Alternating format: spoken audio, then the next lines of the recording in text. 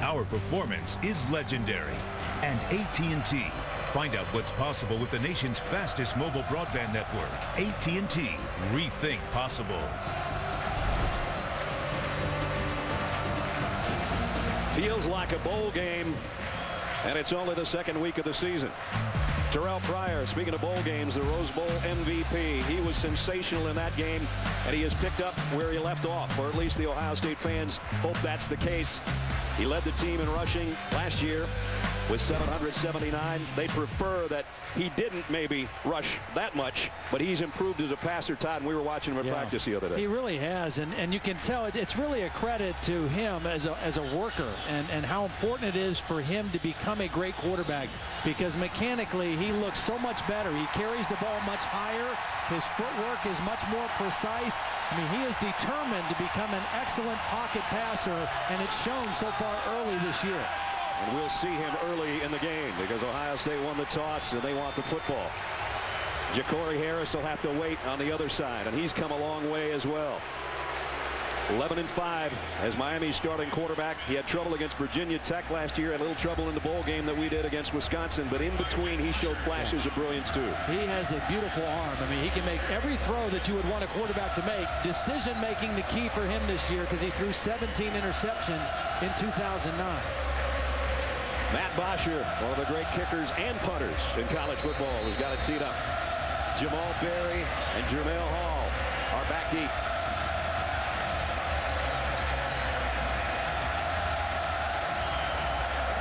Perfect day for football.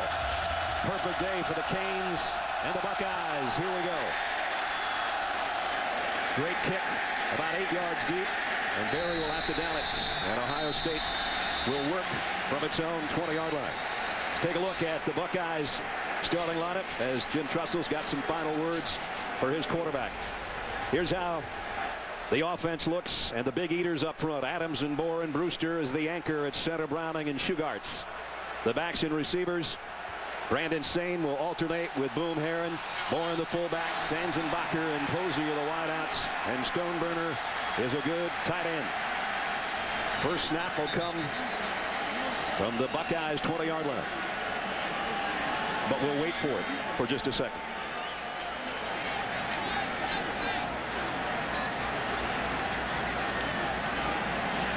They got to start with the ball right in the middle of the field. They had it on the near hash, and so the referee straightens that situation out. Now we're set for first down.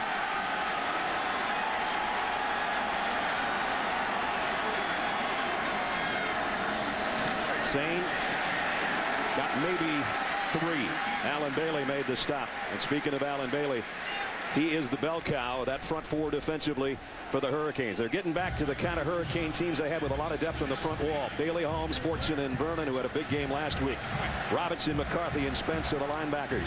And the secondary's got some experience. Ray Armstrong had a touchdown and an interception return last week. Telemac, Harris, and Van Dyke join him.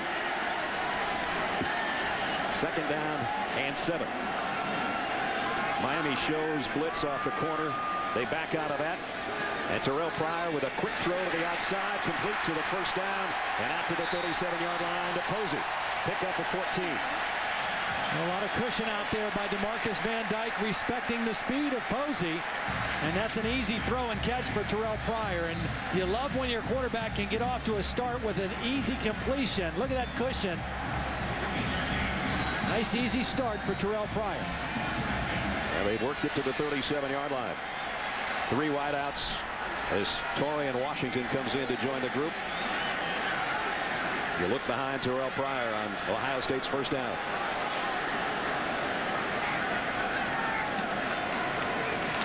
They'll give it off to Brandon Sane. And Sane, not much. Fortson made first contact. Brandon Sane had a 100-yard game last week in the opening win over Marshall.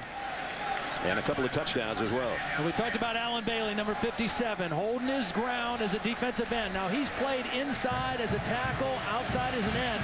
Quite honestly, Wisconsin had success running at him in the bowl game last year.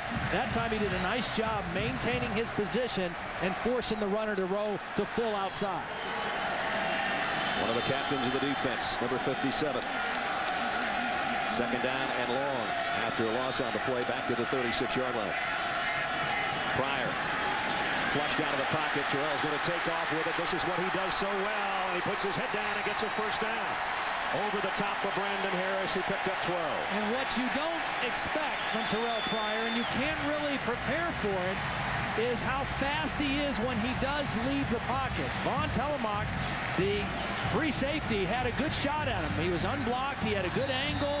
But Terrell Pryor just ran right past that angle. And that's something you can't get your scout team to run all week long if you're down in Miami getting ready, because he glides and he is much faster than his size would normally let him be at 6'6" and about 235 pounds. First down at the 48. Play action. Pryor goes short over the middle. Got it to Sane, and Sane is going to be very close to another first down. He might have it. Colin McCarthy, the linebacker, made the stop. A nice run-pass balance here in this first drive for Ohio State, getting Terrell Pryor comfortable. The coaches are really high on Brandon Sane. Obviously, he's their starting tailback, but as a gifted receiver as well. Really like him coming out of the backfield. Caught 17 passes, including a couple of touchdowns a year ago. They're going to bring the chains out and have a look. You know, as they're measuring this, and you go back to the run, the scramble by Terrell Pryor. I mean, most of his runs, the big runs, came on scrambles last year. Not necessarily on called quarterback runs. They do have some of those in their offense, but most of his big plays as a runner come when things break down and he creates on his own. And on third down is when he really becomes dangerous as a runner. He was one of the best in the country in that capacity a year ago. First down, just outside the Canes 42. Opening drive for Ohio State. Here's a toss sweep. Brandon Sane, and he's going to lose a couple. So the last two times Sane carried it that way, he ran into either Fortson or Bailey, and a loss on both plays. Well, how Miami can play up front on the defensive line, on the offensive line, the big key for them in this ball game. You know, Ohio State, going back to last year, rushed for over 200 yards in each of its last 5 games. So, I mean, they are going to try to run the football right at Miami and challenge them physically in this game. Long yardage in an empty backfield. Now on second down and 12. Pryor in the shotgun. Quick throw over the middle, incomplete. Intended across the middle for the tight end, Stoneburner. Well, here we go with the 3rd and long now for Ohio State's offense. And we mentioned when he gets to third down how effective he is. 366 yards rushing on third down, second best in college football, and 16 runs of 10 yards or more. And part of that is he's fast, and part of that is he's really strong. Yep. So, I mean, he's like tackling a tight end that caught a football in the middle of the field. And he has one of the best stiff arms in college football at any position in the backfield. He'll be deep in the backfield in the shotgun on third down and 12. Sets up, fires over the middle, and he overshot his intended receiver by quite a bit. Posey was the intended receiver, and Miami holds after the Buckeyes had a nice drive going. A little pressure from Olivier Vernon, number 35, caused Terrell Pryor to not get his feet set and make an accurate throw on that play. And a big stop on third down for the Hurricanes. So Ben Buchanan comes out to punt. The new punter, he only kicked 4 times a year ago, and that's a guy you just as soon not kick it to. Travis Benjamin. Benjamin is lightning quick. He has a look and has to call fair catch. Nice punt. Down at about the 10-yard line. So Ohio State had something going under Terrell Pryor. Now the Hurricanes and Ja'Cory Harris will see if they can do likewise when we come back.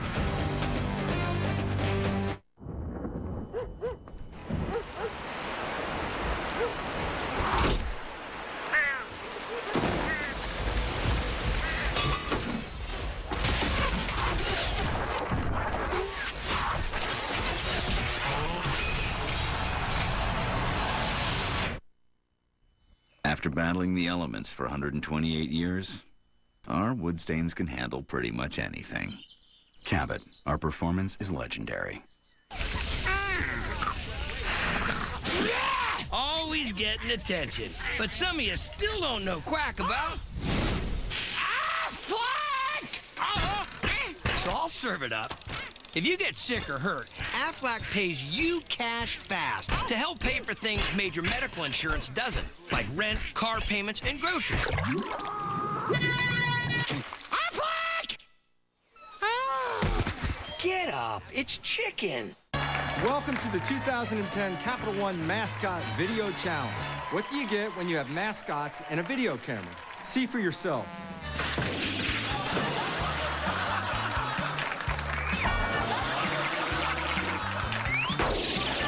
Medic!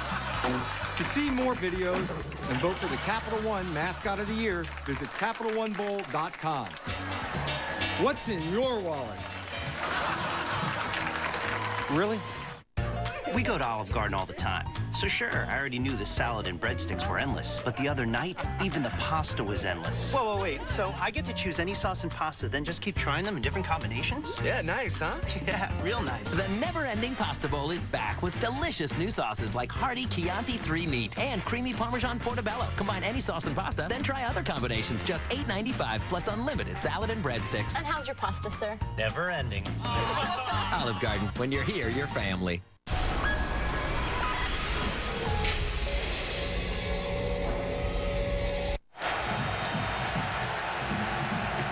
In the middle of that humanity is junior quarterback Ja'Cory Harris, number 12, leading the number 12 team in the country, 11-5 as a starter. Over his career, more than 4,300 yards. Had a great season, top 5 as far as all-time Miami quarterbacks. But as Todd said, that 17 interceptions, that was the bad news. And he's in a noisy spot, and they'll spread out from the 11-yard line. Now, this is a funky formation. We got linemen out here, too. This is not normal. Harris flips it the other way. Completes and cartwheeled out to the 14-yard line as Chase Ford, one of the 2 tight ends who was in there. He got about 4 yards. Solomon Thomas out there to help on the stop. Here they go, 2 minutes. They ran the whole first half against Florida A&M last week in a 2-minute offense. That is a lateral, but it's a completion, and it's going to be a loss of about a yard for Damian Berry. Ohio State's defense showing their speed. Yeah. Yeah, there's a lot of speed on both of these teams on the perimeter. I mean, Jermel Hines did a great job of fighting off a block from his safety position and running him out of bounds for a short gain. You want a little noise in the first 4 minutes of a ball game? Try third down, Miami, from its own 15-yard line. Cameron Hayward, their top lineman, is inside. He's a tackle in this third down situation, not an end. Harris, quick roll, throws left, and it's going to be short of the first down out to the 20-yard line to Leonard Hankerson. Whoa, they got a good spot. Boy, I'll take it back. I thought his knee hit down at the 20. And if that indeed is the spot, it looks like they're going to have the first down. They do. They won't even measure. So big completion there and an extra effort. And Hankerson, that 6'3" really helped. If he was 5'10", that's not a first down. Well, and Devon Torrance, number 1, slips. Otherwise, he might make that tackle short of the first down. He slipped. I don't think that was a first down. Well, snap the ball if you're Ja'Cory Harris. Yeah, you bet.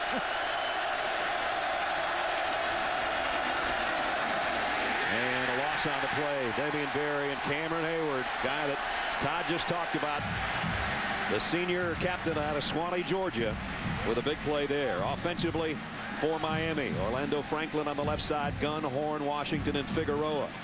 Backs and receivers, we've already seen Berry drop for a loss. Hill, the fullback, Gordon, the tight end, and Benjamin Hankerson, the starting wideouts. Although we'll see 4, 5, maybe 6 wide receivers that'll shuttle through there. Mike James, in fact, joins the Miami backfield right now, number 5. Second down and 12. Hankerson in motion. Berry broke 1 tackle. I don't know if there was a face mask in there, but his head got turned around and he picked up 3 yards. Ross Holman, the linebacker, made the stop for the Buckeyes defense. It was very stingy last year. They were number 5 in basically every category, and they got a lot of guys back. Thomas, Larimore, Simon, and Hayward up front. The linebackers, Holman, who just made that tackle, Roll and Sweat. And in the secondary, some nice experience. Checkwa, Torrance, Barnett, and Hines. And for Ohio State, good news if you're a Buckeye fan. Number 43 is back out on the field for them. Nathan Williams, their best pass rusher, has been out with a knee injury. Here he is right here as a stand-up linebacker, an outstanding pass rusher. 4 wideouts for Harris. Fires across the middle. Nice play and intercepted. Picked off and down the sideline. It's number 43, Nathan Williams. Flags are down. Didn't need him as a pass rusher. Needed him as an interceptor.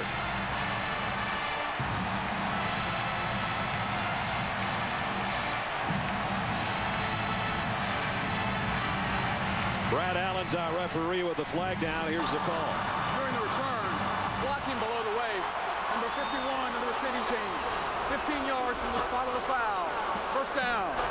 It was a great play by C.J. Barnett. He was the primary guy in coverage and got the deflection. Watch the ball come out of Ja'Cory Harris's hands. It's deflected by Barnett right into the arms of Nathan Williams, who was not rushing but dropping into coverage. But he is a big-time player for this Buckeye defense and sets up their offense right away. This team had 24 interceptions last year. Very opportunistic Ohio State defense. Jim Haycock and Jim Tressel told us yesterday, if we get 20 plays out of Nate Williams, we'd be happy. I don't think they thought the first play that he was in there, he was going to pick off a pass and set up the offense. At the 25-yard line, a golden opportunity for the Buckeye offense. Herron in now at the tailback spot. And Boom Herron will get the call. Weaves his way inside, and he got 9 down to the 16. Telemac made the stop, and you hear the chants of boom for Daniel Herron. That was a nice patient run by Boom Herron. He just kind of danced around in there and allowed some guys to fit on some blocks and then just move forward for 9 yards. It wasn't there initially, but he was patient enough to get 9 yards. Great play to work with. Second down at a yard. And they'll get the first down from Herron. Now you talk about Miami and what do they have to do to have a chance to win. We mentioned play well in the trenches. It is almost a given they had to take care of the football. I mean, that is something they can't afford to do, to come into a game like this and turn the ball over. Ohio State last year was plus 17 in turnover margin, one of the best in the country. They don't beat themselves. They allow you to make mistakes, and then they capitalize. So a first down at the 14. They switch Stoneberger now, the tight end, over to the left. They're powered that way, but they'll come back the other way with Herron. Broke a tackle. 10-5 in. Touchdown. Well, there's a penalty right at the goal line. Looks like an illegal block on a wide receiver. Demir Posey is going to be the guilty party more than likely. Holding, number 8, offense. 10-yard penalty. First down. Negates a touchdown. Boy, this was really well blocked by everybody else. Zach Boren, the fullback. Justin Boren, his brother, the guard, pulled around and got a big block. And Posey, you know, you can't fault a guy for trying to block downfield and getting his guy in the end zone, but that's a long time to block a guy. So instead of a 6-0 lead, the line of scrimmage is the 13-yard line. And I'll tell you what, 2 costly penalties against Ohio State. Yeah. One on the return of the interception that brought him back and gave Miami some room. And now on taking a touchdown away, gives the Miami defense new life. Moore in the motion man, and he'll be the lead man for Herron, who got it down to about the 11-yard line. Randy Shannon knew coming into this place that the first quarter was going to be huge. Anytime you play in a big game on the road, it's going to be the first quarter. And it's either way. Either team control the first quarter. If it breaks out even, that's the type of game you're going to have. It goes either way, one side or the other, that's the type of game it's going to be. So I think the biggest thing is the first quarter of how both teams respond to each other. Now it's Ohio State's quarter. Still no score, though, with just under 7 minutes remaining in it.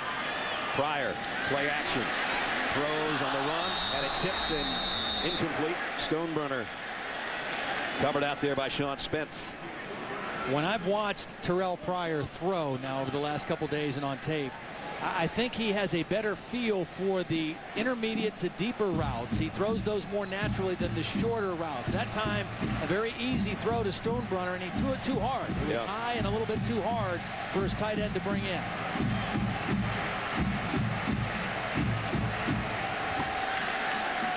Aaron will stay in there at the tailback spot, but they'll add an extra wide receiver.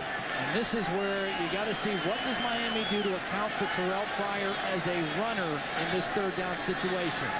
From the shotgun, it's going to be a quarterback draw, and they're going to wrap him up short of the first down. So Miami was waiting on that. Sean Spence and Marcus Robinson did a good job of staying home and filling the lanes, bringing down Terrell Pryor. That'll bring out the field goal unit for the Buckeyes. Well, right here is Sean Spence, and he's going to be what you know as or call a spy. Now, they also got good discipline from their end rushing up the field, but watch Spence. He's zeroed right in on Terrell Pryor, and then they get 4 white helmets to the football to stop him short. Devin Barclay is going to come in to try to put our first points on the board. 24-yard field goal attempts. He hit his only attempt last week in the win over Marshall. From the right hash and 24 yards away. The kick on the way, and it's good. So Ohio State capitalizes on that guy's interception. Nathan Williams set up the offense, and though it sputtered and was forced for a field goal, they do have the lead at home. 3-0 Buckeyes.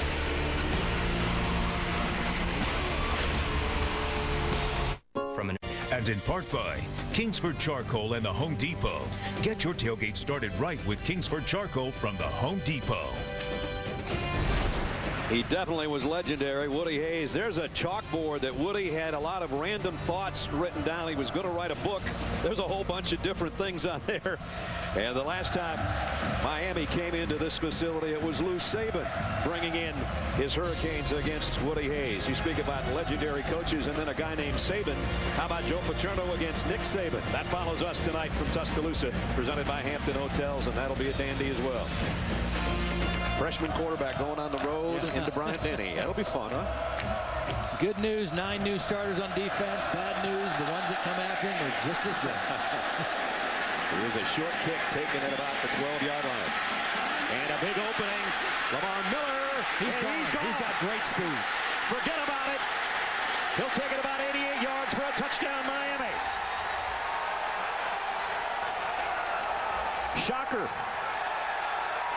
This is the one area that Miami felt coming into the game they had an advantage, not just with their kicker and punter and Matt Bosher, but with their return guys. Jim Tressel was concerned about the speed of their return guys when we met with him yesterday.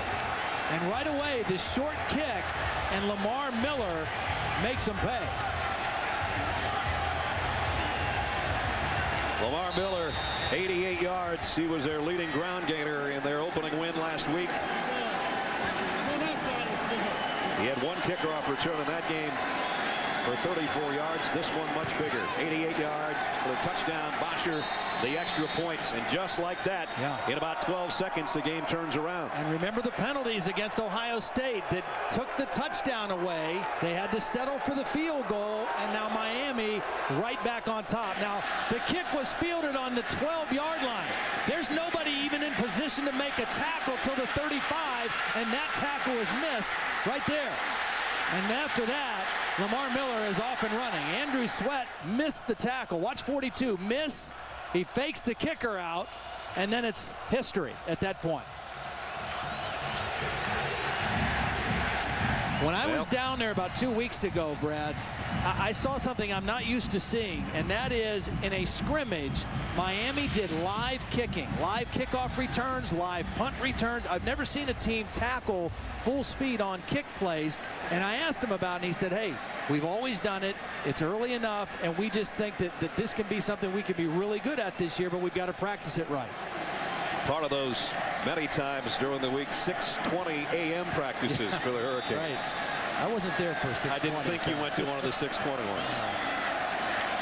So that kind of shocked 105,000 plus. And now Bosher will kick it.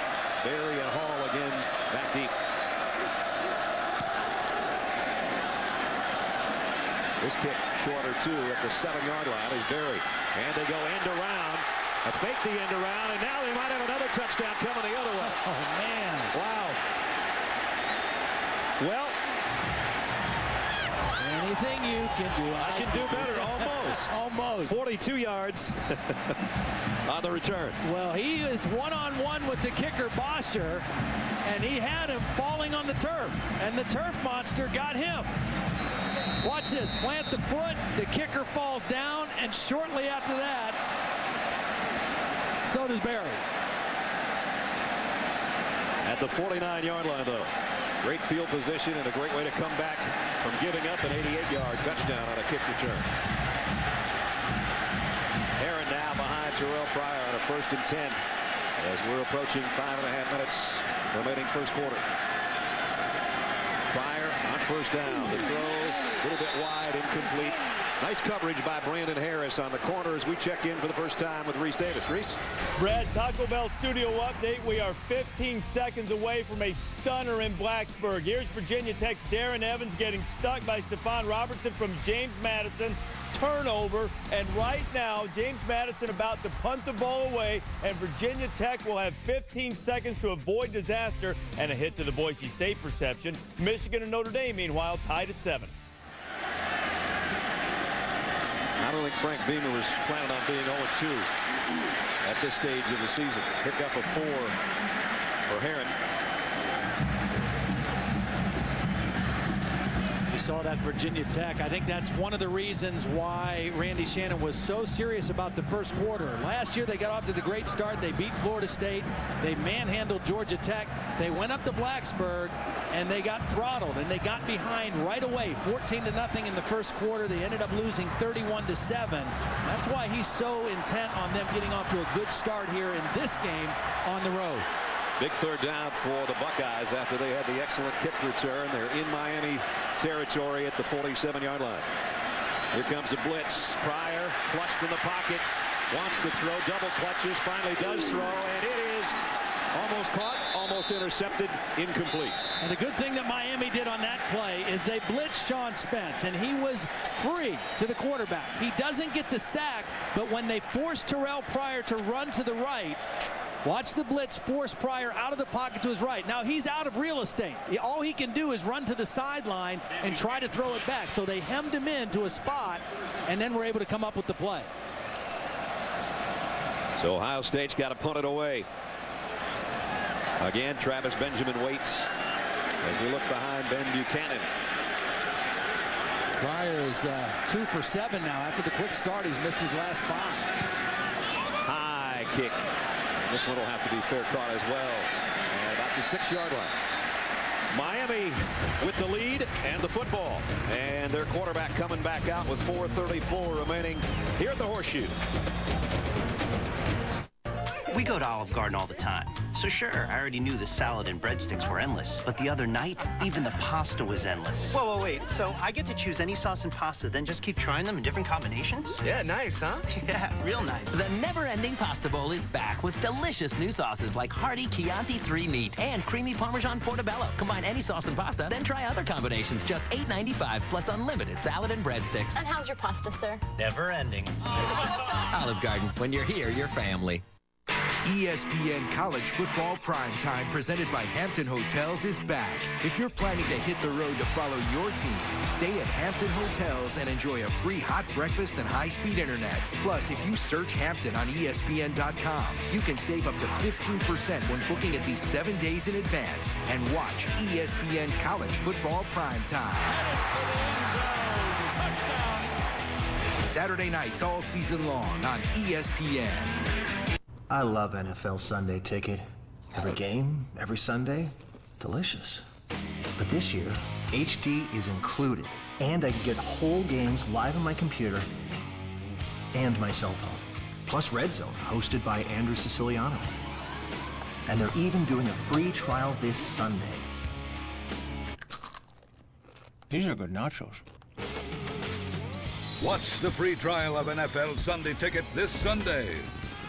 Now playing on DirecTV Cinema. I keep thinking that I'm going to build up some kind of tolerance to the physical, godlike perfection. It just hasn't happened yet. Love means never having to say. There's a gun! Just go get it! Why do you have a gun? I can't believe I married a Ashton Kutcher, Katherine Heigl. We got weapons, money, passports. Ooh, I'm Swedish. Killers. Hi, Tim. Wow, that felt really good. Bravo. Movies playing on channels 125 through 199.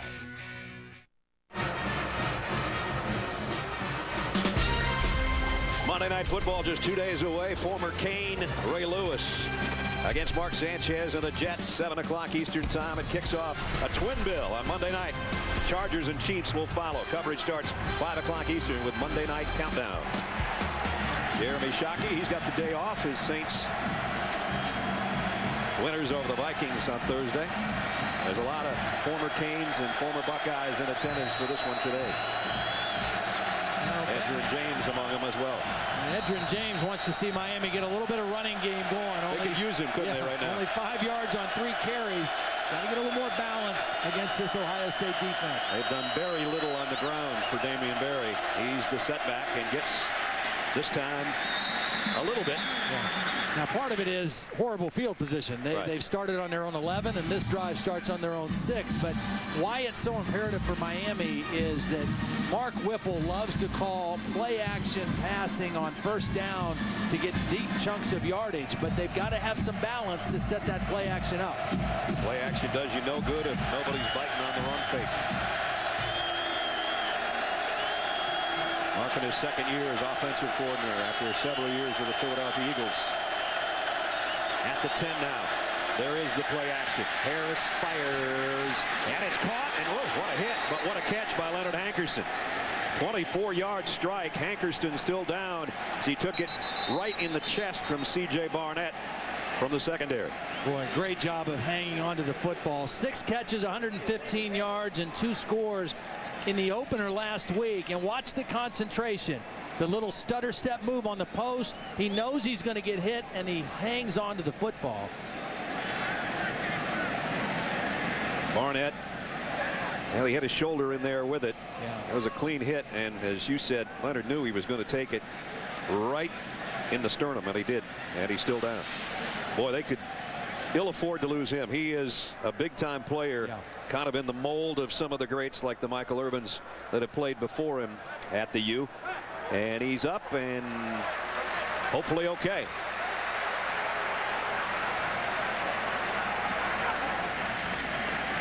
Take a look at our Saturday menu brought to you by Applebee's. If you're an OU Florida State fan, they're on ABC right now.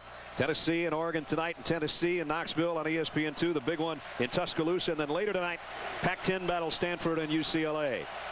Right here, Brad Nessler, Todd Blackledge, Holly Rowe, as we match up number 12 and number 2 in the country. And right now, it's number 12 with a 7-3 lead. Ohio State will blitz off the corner, and it's going to pay off. Damian Berry had nowhere to run. Tyler Moeller came flying in there, and he made it easy for Dexter Larimore to make the stop. What a story this kid is, huh? Unbelievable. Unbelievable. Tyler Moeller, who didn't play a year ago. There was an incident involved when he was on a family vacation as Miami snaps the ball in a hurry. And he suffered as the ball comes out. The play, I think, was dead. Tyler Moeller, though, suffered a head injury in that assault and actually had to have surgery to take the pressure off his brain, and worked, rehabbed, wanted to keep playing football. Total clearance he's got to go out there, and he was the player of the week in the Big Ten last week, so he is raring to go. Fumble, flags down. A total mess on that play. I'm not sure what the flag's about, but the exchange from center to Ja'Cory Harris never works. Before the snap, false start, offense, number 66, 5-yard penalty, 3rd down. Gunn, the left guard, with a false start. Well, that's a good break for Miami, because the fumbled snap, the miscommunication, they were just going to lose about 4 anyway. They were going to lose it and have to punt. At least now they get to run a play.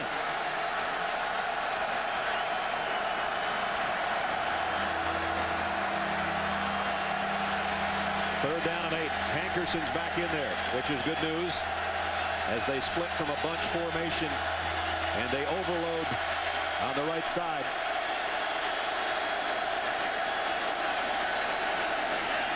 Ja'Cory Harris rolls that way and throws on the run. Tipped, and then caught by Hankerson. Hankerson, but I think he's out of bounds. That's the question. I mean, he made the catch, but I don't know that his feet were in, and they're calling him out of bounds. Nice job coming back to the football, but on the deflection, too close to the sideline. Chimdychek was the guy that got a hand on it right there, and then Hankerson hung in there and just out of bounds. Did all he could to get that left foot in. Here's another angle, and there you see he tiptoes and makes the black mark come up from the turf. So Bosher will punt. Wow, what a kick. All the way to the 5. And how's the coverage? Pretty good. Although they did get about 5 on the return. Hall did. A 58-yard punt. Whew, what a weapon to have. He's a Groza Award finalist a year ago. He was all ACC as a kicker, and he was second-team ACC as a punter. And that's just one spot on the roster for number 25, Matt Bosher.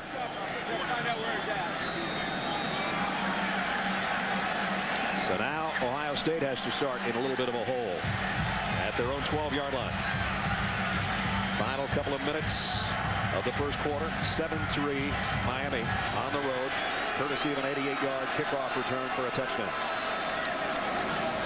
Sane hit the backfield by McCarthy, and he's dropped for a loss. Now, right now, the Miami defense is getting more aggressive with this Ohio State offense in 2 ways. They're crowding the line of scrimmage. They're blitzing linebackers a little bit more.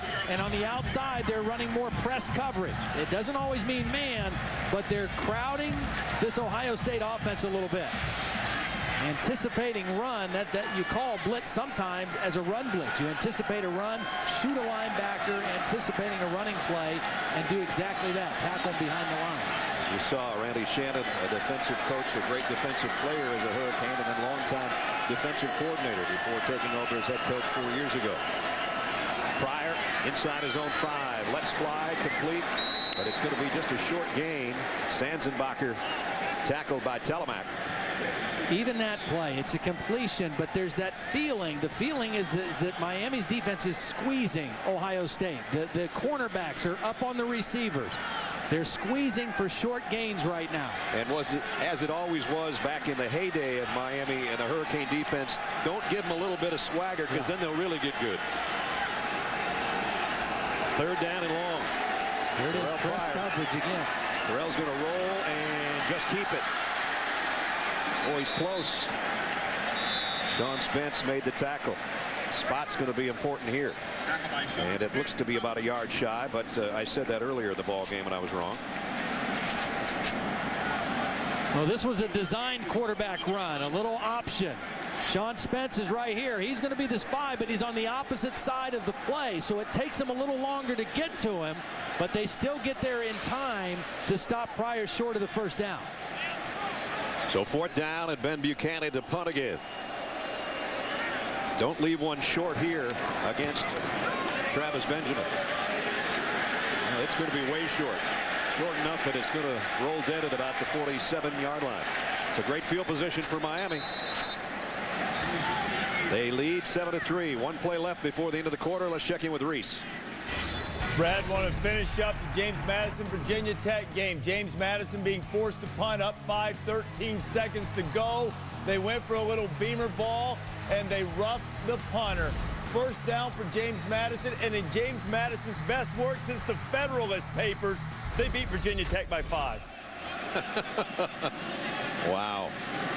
So our first big upset of the college football season. Well, right now, this is the best position for Miami. They just gained 36 yards on an exchange of punts. Now is when you might see a play action and a shot at something deep down the field for the Hurricane. James, a tailback in the eye. He'll get the call. Spins his way on the final play of the quarter right out to midfield and maybe shading into Ohio State territory. Randy Shannon talked about the importance of the first quarter. Hey, his team on the road the first 15 minutes, courtesy of a kickoff return for a score. They've got the lead at the end of 1.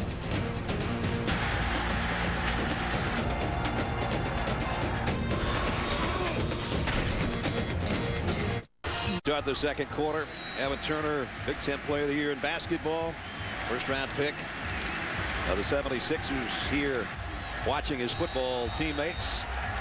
Thad Matta, his former coach, Standing next to Orlando Pace. Second quarter set to begin. Miami on the road, leading 7-3. Brad Nessler, Todd Blackledge, and Holly Rowe from the Horseshoe in Columbus. Second down and 6. James, been tough sledding for any of the tailbacks for Miami today. Let's check in with Holly. Guys, early on in that first quarter, Miami was having some problems on the left side of their line. On one possession, Harlan Gunn was flat on his back thanks to Cameron Hayward. Next possession, Orlando Franklin had his helmet popped off and got into it again with Cameron Hayward. So, guys, every once in a while you see them bring over their big tight end, number 84, Robert Gordon, to give him a little bit of help because Hayward is eating right now. The big dog is eating. Yeah, he is. He's a big one, too. 6'5", 288 pounds. Third and 4. Ja'Cory Harris from the gun. Here he comes again. Throws, and what a throw. Perfect. And complete for the first down to Johnson. Boy, he had to lead him perfectly, and he did. Well, there's a flag down. I don't think it was the call that I thought there was going to be. Cameron Hayward was held on the play. Harlan Gunn, the left guard, basically dragged him down, and that enabled, watch this, there's the takedown right there by Gunn, and that enabled Ja'Cory Harris to get the throw off for the first down, but that was not called. If there was a flag, they picked it up because we got no call. At the 38, Canes with a first down. It was a terrible play fake because the running back went the wrong way and the pass wasn't any prettier. Well, if you're going to go play action, you'd like your back to go at least where the football is. Exactly. But the good news for Miami, they're not running for a bunch of yards, and Holly reported that they're having a little trouble with Hayward, but they're holding their own. All in all, I mean, they're playing tough enough on the offense and defensive lines to be right in this football game. And again, to come into Columbus to play Ohio State, you have to be physical. You want to have the speed on the outside, but you better be able to hold your own inside. And so far, Miami's doing that. Second down at 10. Patrick Hill, the fullback. Mike James, the tailback, gets the call. Straight up the middle he goes. Ross Holman, one of the captains on the defense, made the stop, but James got 5 for number 5 on that one.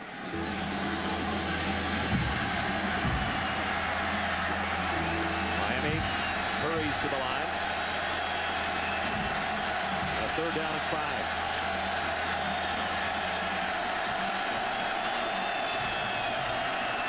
Harris sets, fires deep for Benjamin. Incomplete at the goal line.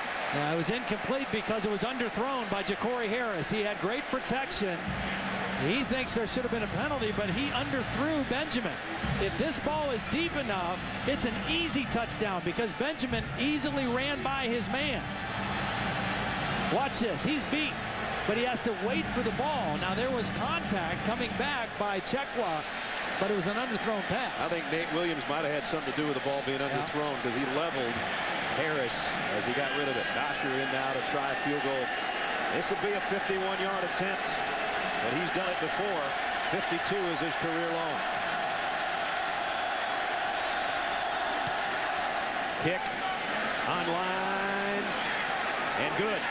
That's why you're a Groza finalist, and he just put his team 3 points further in front. And Randy Shannon says that's the way to do it, guys. We didn't get a touchdown, but we'll take a 51-yard field goal any day of the week. 13:05 remaining first half.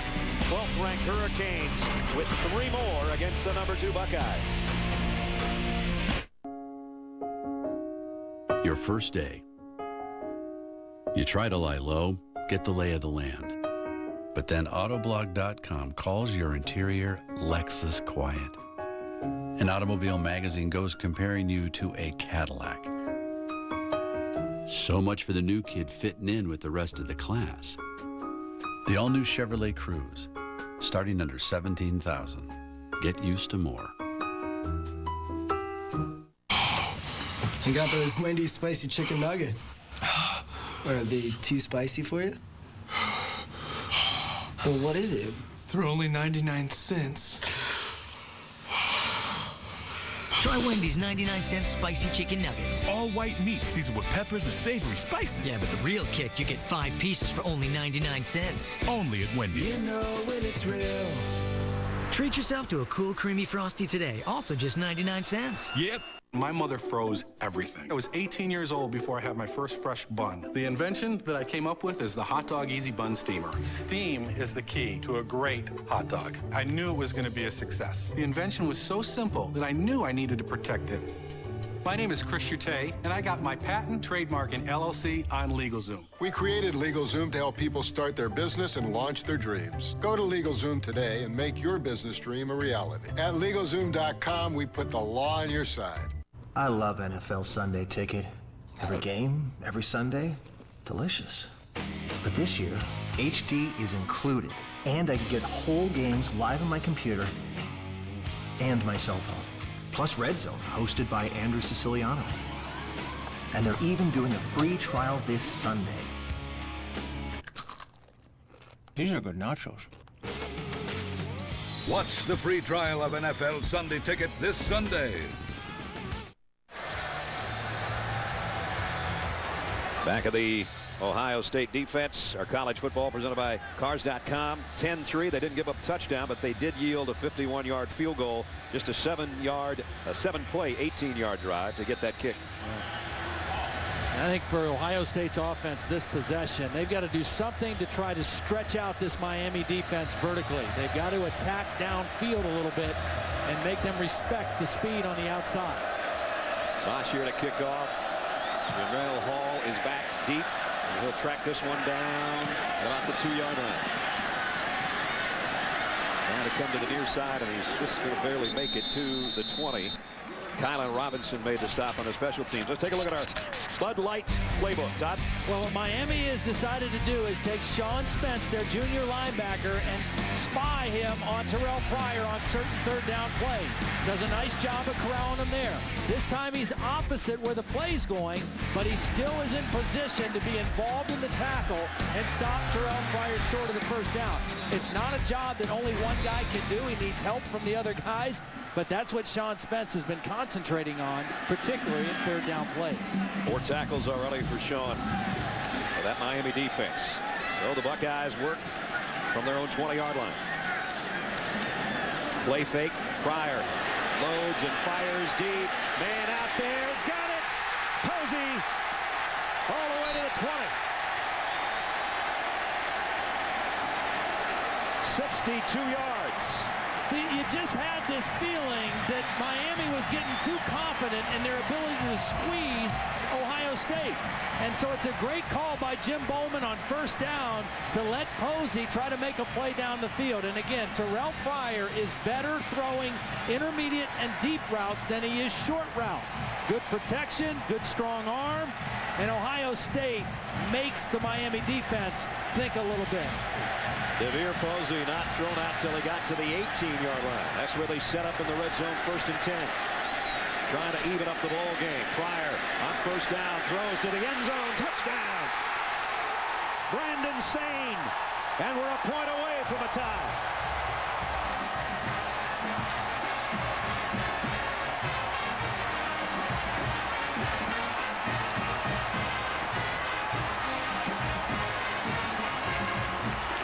That didn't take long, did it? That'll get it going quickly. Well, they did a nice job of getting Sane in a good position by formation to get a matchup on a linebacker, and then Pryor with the excellent throw.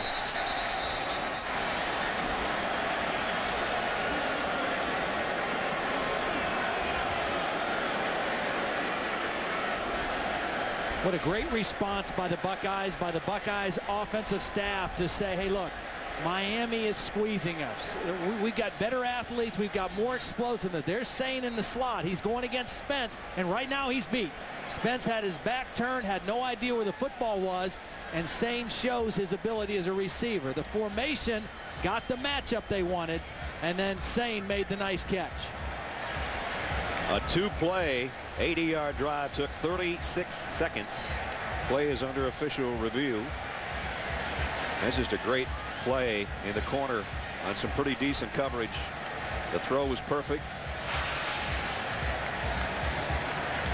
So we're waiting to make sure that it's 10-9 with the extra point pending. Our replay official is Steve Beckman. He's talking things over right now with Brad Allen, the referee.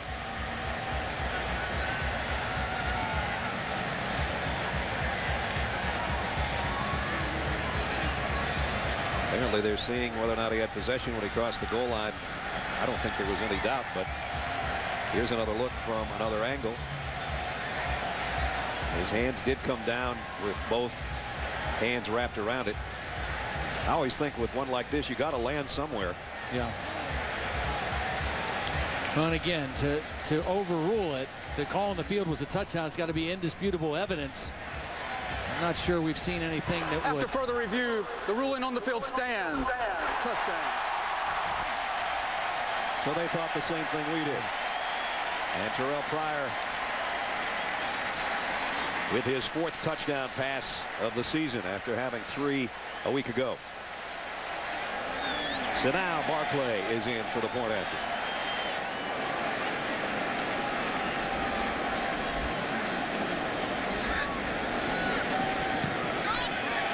Tied at 10. We had some explosive plays. A 2-play 80-yard drive capped by the touchdown throw. And now we're even 10-10 in Columbus. Once upon a time, a bunch of guys got together with a crazy idea. Go farther, faster than mankind ever had before. They dreamt with their hands, and the world watched and waited with bated breath. While time has marched on and priorities have changed, it's nice to know America still builds rockets. The 2011 Corvette, only from Chevrolet. I'm a Wrangler guy. Always have been, always will be. Wrangler 5-star premium denim jeans. For long-lasting comfort, the right choice is Wrangler. Wrangler. Real, comfortable jeans. This is my first time to use it. Oh, that's pretty cool. You just feed your check-in, put the money right in. No deposit slips. No looking for an envelope. I have an image of my check right here. I can get a picture of the check on the receipt. It even tells what kind of bills I put in. Just put the bills right in. It even did the math for me. 4 20s. A 10. 2 5s. $100. It's all right here. I'm done. I'm out of here. Quick and easy deposits with ATMs from Bank of America. Let's throw down some style. Style that lasts a lifetime. What do you say we get the look we want, the soft feel we need, and have it stand up to anything we throw at it? Then let's get it installed and save money on the whole project. We're lowering the cost of going barefoot. More saving, more doing. That's the power of the Home Depot. Get exclusive Martha Stewart Living and Platinum Plus installed in your whole house for just $37. At Pizza Hut, everyone loved our $10 any pizza deal, so we've made even bigger changes. We've lowered the price of every pizza on our menu. Now, a large pizza with up to 3 of your favorite toppings is just $10. Or any medium specialty pizza is just $10 too. Only at your Pizza Hut.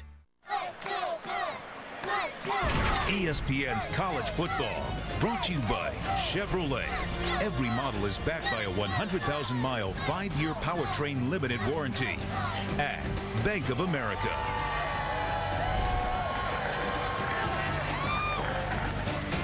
The flag flying at half-staff on this, the 9th anniversary of 9/11. College football presented by Cars.com, 10-10, 12-23. The wind has picked up a little bit, and the ponchos are out, Mr. Blackledge. The forecasters said maybe by 3rd quarter we'd get a little bit of rain. They only missed by about an hour. Well, sometimes it's just fun to wear a poncho, because then when you spill one of those drinks, it doesn't get on your shirt.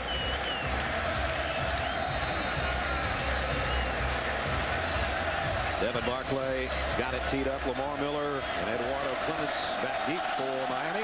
A short kick. Let's see if a fair catch is called for here by Miami. They do. At about the 25-yard line, Patrick Hill, the fullback, with a fair catch call. Let's check in with Reese Davis. Reese. Brad, Travis Lewis, the Oklahoma linebacker, promised a different Sooner team. Well, I tell you, the offense looks different. Landry Jones has been razor sharp. That touchdown pass against Florida State to Ryan Broyles made it 14-7 Sooners. And Oklahoma quickly answered with another one. Jones to Cameron Kenny. He goes in 21-7. Jones 13 of 16 for a $173 and 2 touches so far. Hard to go into the Sooner Stadium and beat them in that facility. They got a long winning streak there. Here we're even at 10. First down. And a nice opening for Barry this time, and he might have 10 yards. Devon Torrance made the stop. Yeah, that was a timely call by Mark Whipple. They ran off to the left. There was a blitz coming from the opposite side, outside. If they'd have run that way, it would have been a loss of yardage play. As it turned out, a nice first down run for the Hurricanes. You talked about the importance of Ohio State's last drive. They didn't have to drive far. Yeah. They went a long ways, but they didn't take long to do it, I should say. This will be interesting now to see if the Canes can answer.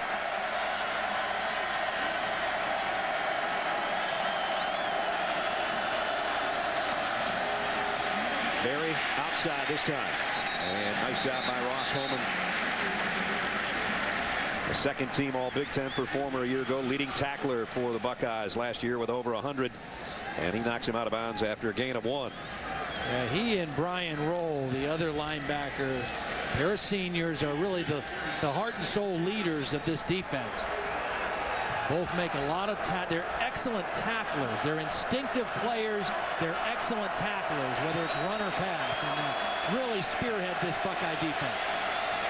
And their quickness to the ball carrier sets them apart as well. Second down and 8. Ja'Cory Harris, down he goes. John Simon came smoking up the middle from his defensive tackle position. Loss of 10. Yeah, they're really high on Simon. 6'2", 270-pound sophomore. Here he is. He's just going to run right through the center. Check that. Number 54 runs right past Tyler Horn, the center, got in the gap between the guard and center, and just bull rushed his way to Ja'Cory Harris. And when that pressure comes right up the middle like that, there's nowhere to go as a quarterback. This is not what you want to be in on the road. Third down and 18.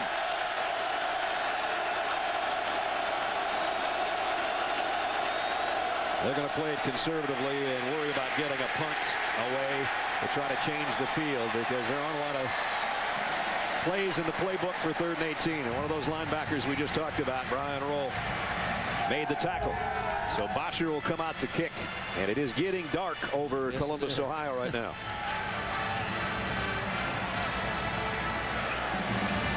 First punt was a beauty, and it chased Jermail Hall way back inside his own 15-yard line. See if Bosher can do it again, coming the other way.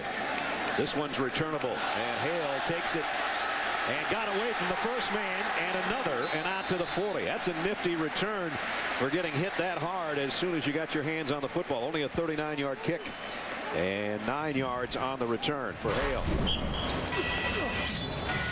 Take a look at our Dodge drive recap. Well, it was short, but it covered a lot of ground. It started with a first down pass from Terrell Pryor to DeVere Posey.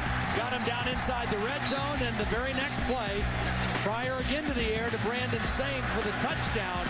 Just after they had gone 2 possessions in a row of 3 and out, they came out and opened up the playbook and got the score. So if you're driving your Dodge out there, they went a long ways, but they mashed the gas pretty hard because it didn't take long. 0 to 60 quick. You got it. Pryor. This time he throws short, and that could have been picked off by Sean Spence for a touchdown. He just couldn't keep his hands on it.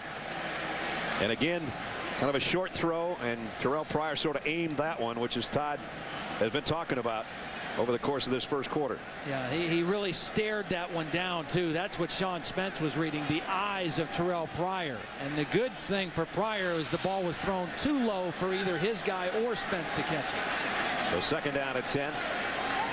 On the ground, Sane, nice run. Kind of backpedaled the last 3 yards of it, but picked up 7.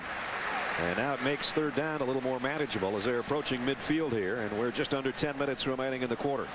This is where I think Ohio State is most difficult to defend. When they get you in third down in short situations like this, with a quarterback who can run like Terrell Pryor, whether it's called or whether it's just on a scramble, very, very difficult to stop. And the option, he'll keep it all the way. That's what's difficult to stop. That's what Ledge is talking about. Easy first down on a pickup of 10. He's so fluid And he fools you with how fast he is, because it looks like he's not even trying out there sometimes. And you and I both commented, we saw him in the facility yesterday just in a sweatsuit. He's so big. I mean, he's so much bigger than when he first came here 2 years ago. The weight room work, and he's really filled out. He's listed at 233. He's probably closer to 240, 245. Very big kid. Back to throw on first down. Runs to his left and throws on the run, and one hopper incomplete. Brandon Harris was covering back there on Sanzenbacher. It was funny when we were talking to Terrell at the facility yesterday. I walked in, shook hands with him, and he said, "Brad, did you see number 2 yesterday?" And I was thinking, well, yeah, I saw you at practice all day. He was talking about Cam Newton because he had watched the Auburn game on Thursday night on ESPN, and he says, he's a big dude. I said, he's a little bit bigger than you, but there's not a lot of difference. Both are. Well, Cameron Newton, we'll see him next week. He's 6'6" and about 250, and as you said, Terrell is all of 240 probably on that same size frame. Stiff arm. Bought him some time. The second one didn't. Bailey hangs out there, stays with him, and drops him for a loss of about 5.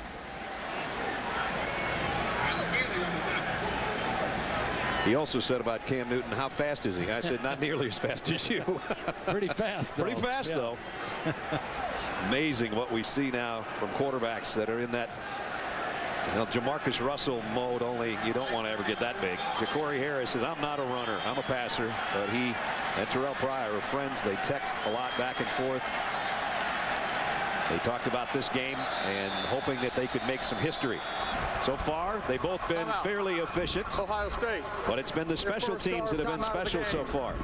8:20 remaining in the first half with a timeout. 10-10 Miami at Ohio State.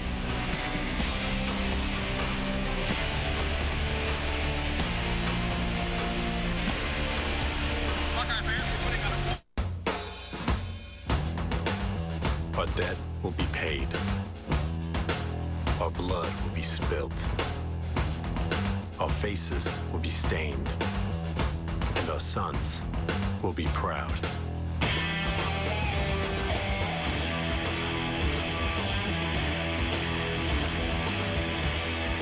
Our work will never be done. They lead across frozen rivers, from island to island, to build hope and carry on the ideals of a nation. Officers in the U.S. Army can rise to any challenge. They bring out the best in others and themselves. Can you? Start leading at GoArmy.com/officer. There's strong, and then there's Army strong.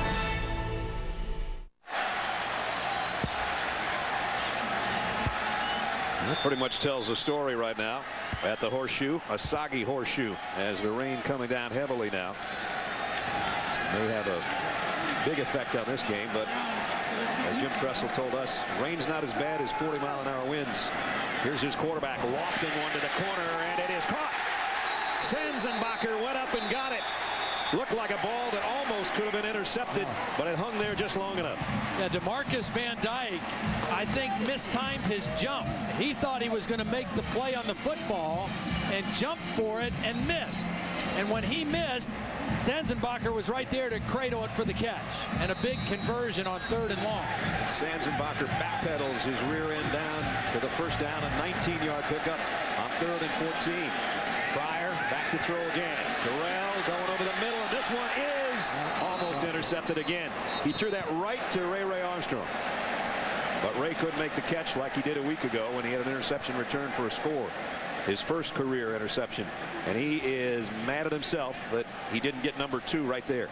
Yeah, you got to make that play if the quarterback throws you one like that. That was a case where Pryor got radar lock on Posey. And he was going to that route no matter what.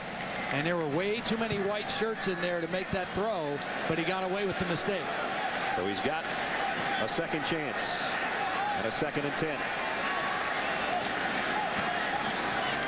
Sane and Herron both with him in the backfield, and he'll keep it off the fake to Herron, and goes left side for about 3. It'll bring up 3rd down. You know, you brought up the point about if it rains, and particularly if it starts to rain harder, does it favor one team or another? And Jim Tressel's right. I mean, as a quarterback, wind is the worst element to play in. They keep the balls relatively dry. The fields are in good shape. But I would venture to guess that Miami practices in the rain more consistently, especially early in the year, than Ohio State does. Right. So just playing in the rain, handling wet footballs might be an advantage to Miami if the weather goes south on us here. On this drive, Pryor on a 3rd and 3 picked up 10 on the ground, and on a 3rd and 14 hit a 19-yard completion. Here he just barely gets rid of the ball. It's incomplete. Closest guy was Stoneburner, his tight end.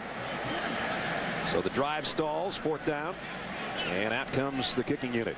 Again, Olivier Vernon got the pressure. He didn't get the sack, but he got enough in the face of Terrell Pryor right up the gut to make him throw the ball quicker than he wanted to and inaccurately. It's going to be about a 41-yard field goal attempt by Devin Barclay. Barclay, 27-year-old former professional soccer player. He lines it up, and from the left hash, let's see if he can give Ohio State the lead. Kick on the way, and it is perfect. In fact, it hit the flagpole. That's how perfect it was.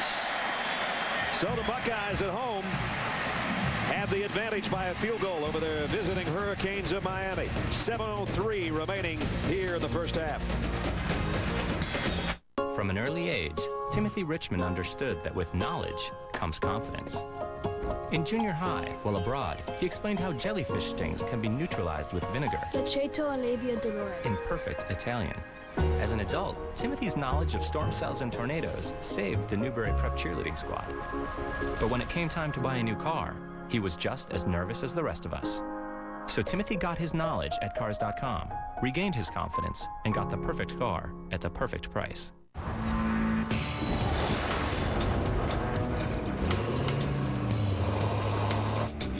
The power of a Duramax turbo diesel and rugged Allison transmission.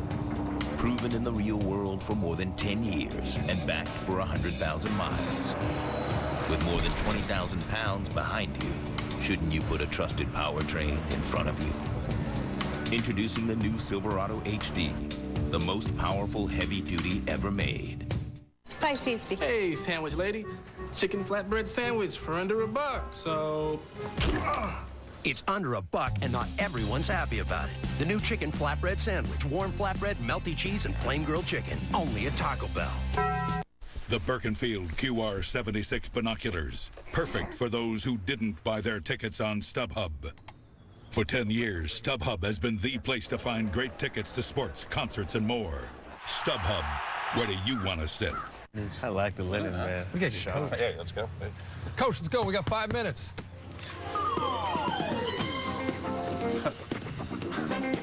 I love the Penn State whiteout. You want this? I'm good, Dance Fever. Let's boogie. Groovy.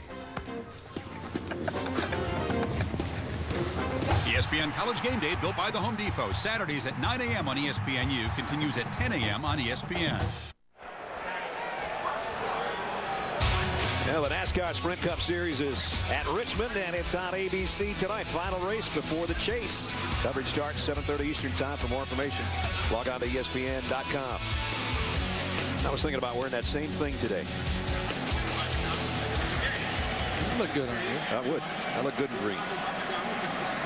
So Ohio State, 36-yard drive in 10 plays. A little over 3 minutes to get the field goal.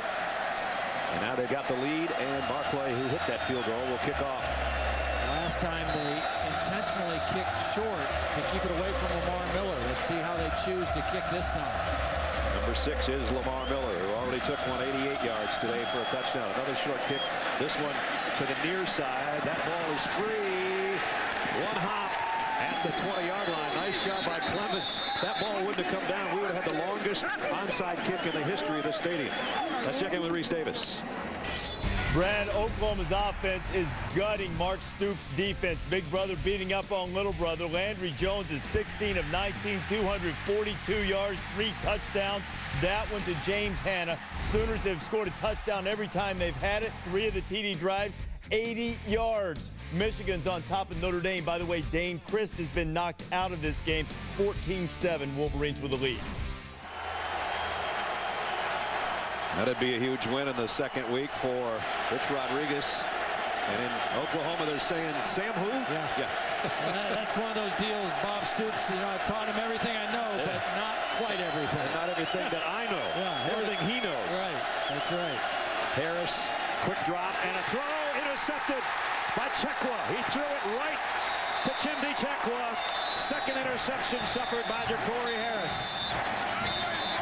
This is really messed up because the Miami receiver thought this was a running play. He was sizing up Chekwa to block him, and all of a sudden, the ball is thrown, and the only one who saw it was Chekwa. Watch Benjamin.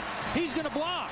He never looks for the ball. Chekwa's looking right in through the receiver to the quarterback, and Ja'Cory Harris is picked off for the second time today, deep in his own territory. That is just disaster if you're a Hurricane fan. 2 turnovers, both in their own territory. Ja'Cory's mom and dad looking on, and not some happy faces right there. And their son didn't have a happy face either, heading to the sideline.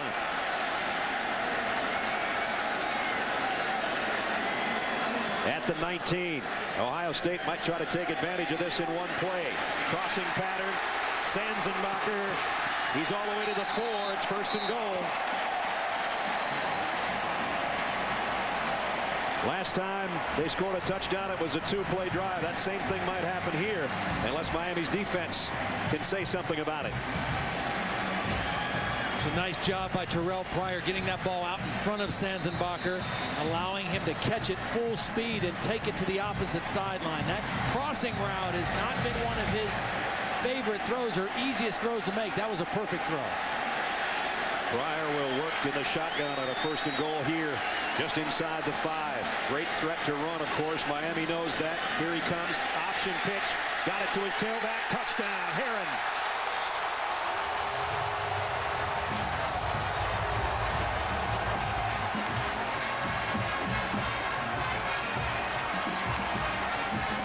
So indeed it was a 2-play touchdown drive like their last one. And a disastrous interception has given Ohio State more of a lead and extra momentum with 6:17 remaining in the second quarter.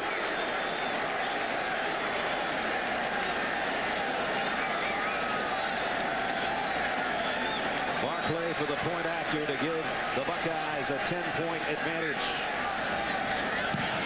And does.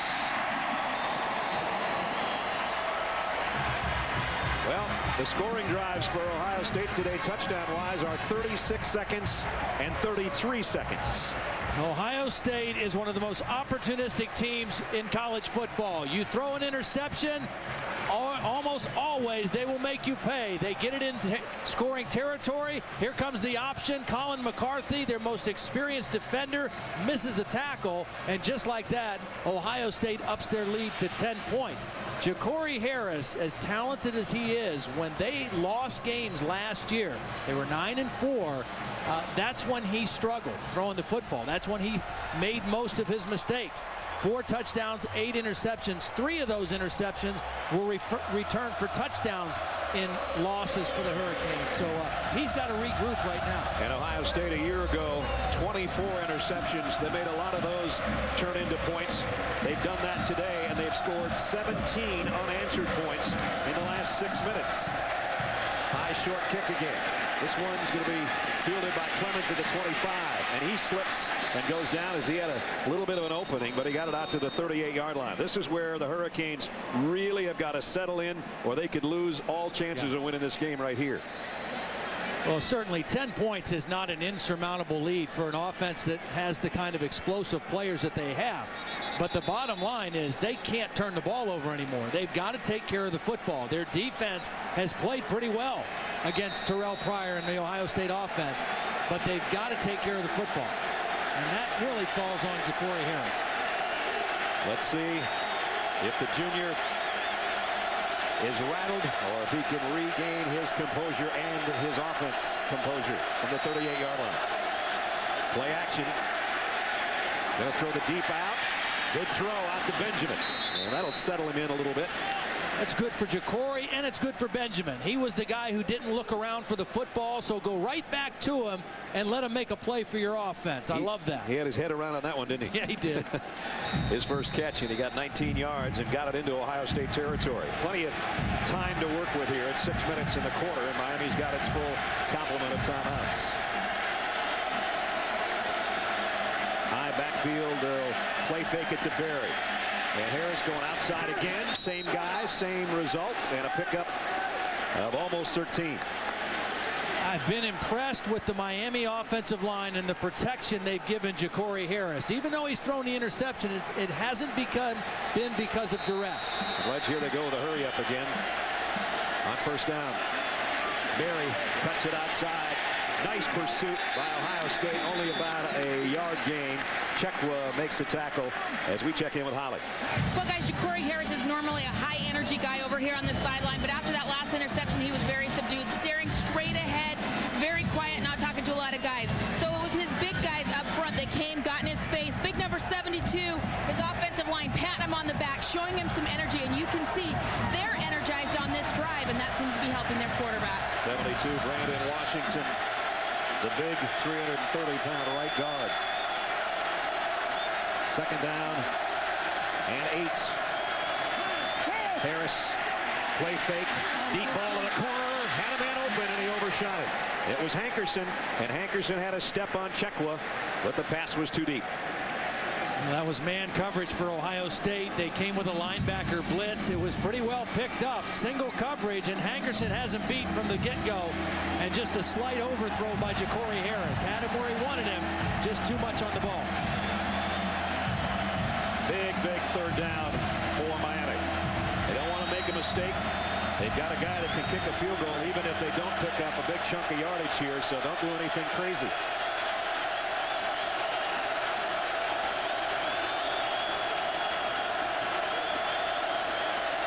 Harris pressured over the middle. Oh, in and out of the hands of Berry. Forgot to take the ball along.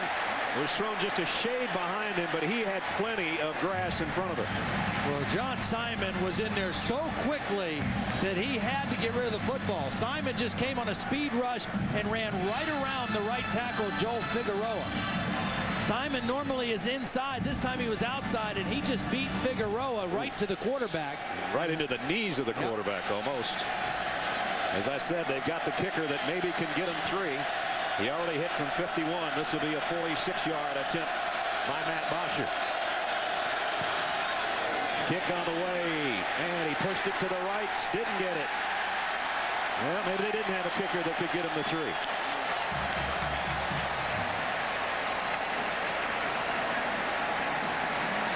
3. Gives it back to Ohio State, and the lead doesn't change. Still up 10. No.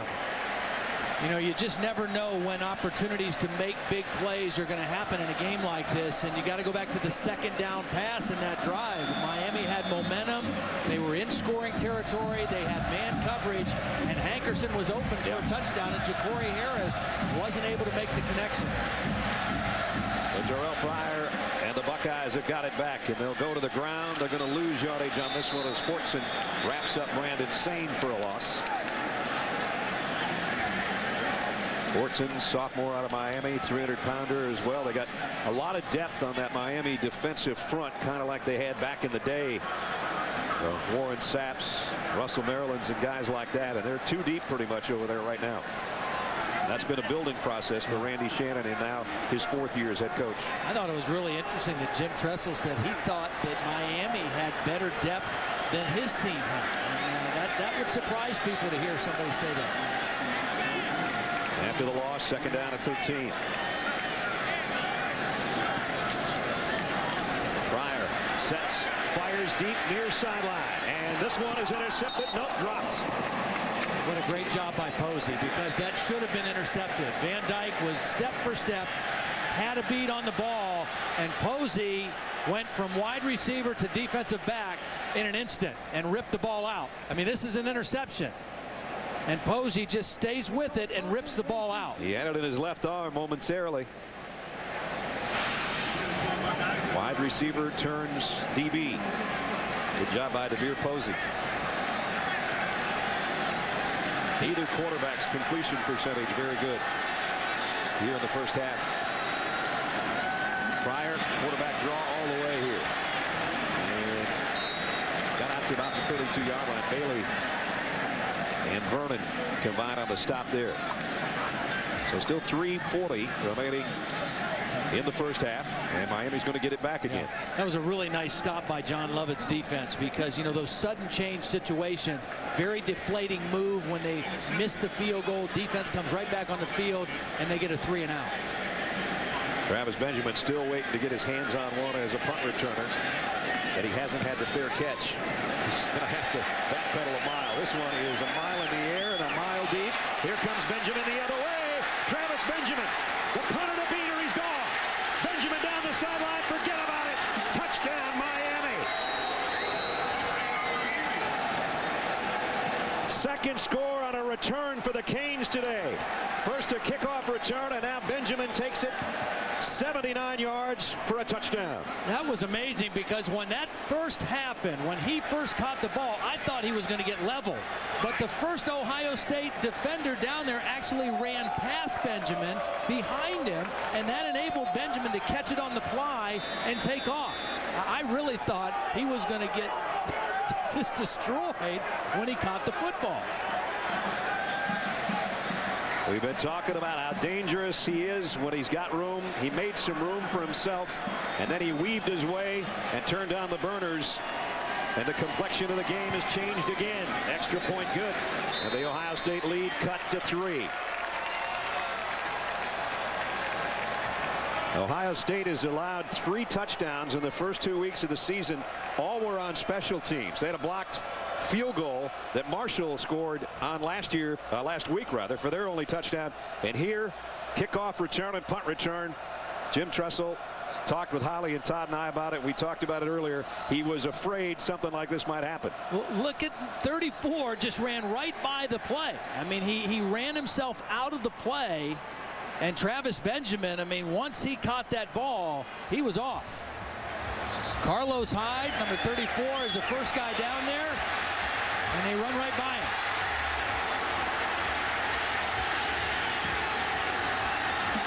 Speed kills.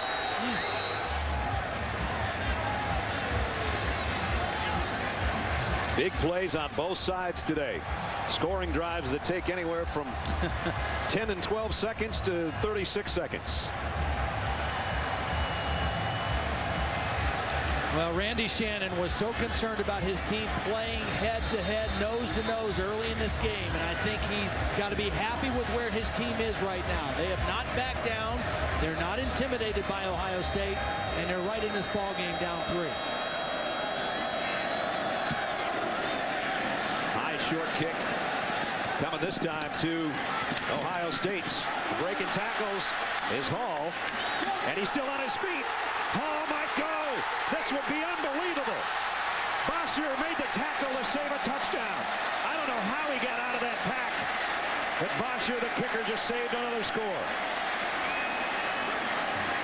Well, that's the second time we've seen that today.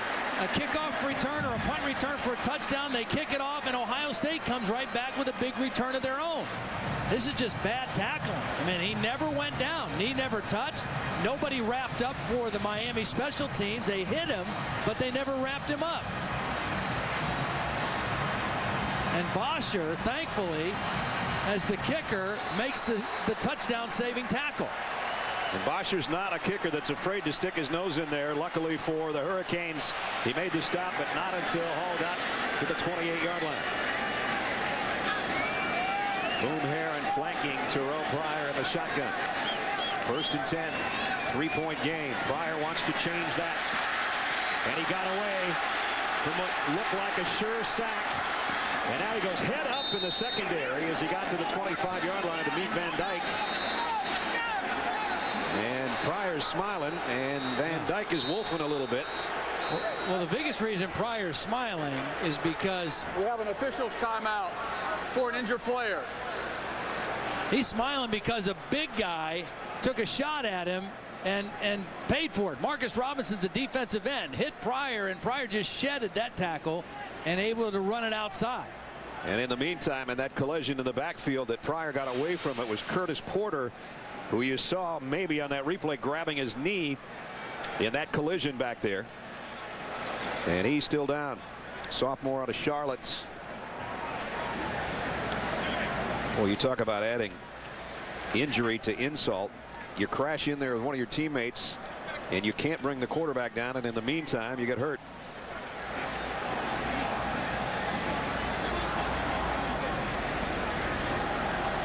.233 remaining in the half, and a hush over the crowd at Ohio Stadium here, as first time today for any length of time we've had a player down. You're going to see this now when the collision comes. Left side of your screen. Marcus Robinson comes in. I think he just leg whipped his own guy. Yeah, friendly fire, I think. You see him grab his knee. And then Pryor takes it down on the other end and puts his head down, collides with the defensive backs. And again, there it is from a different angle. Trying to help the big fella up. Takes about 3 trainers. He weighs 315. And we are certainly hoping that he's going to be okay, but his day appears to be done. Big sophomore gets a round of applause from the Ohio State fans here. So Ohio State with 2:33 remaining in the half. They've got 2 timeouts left, and the line of scrimmage is going to be about the 24-yard line. Pretty good turnout of Miami fans, but there's probably about 106,000 in here, mostly wearing scarlet ponchos right now.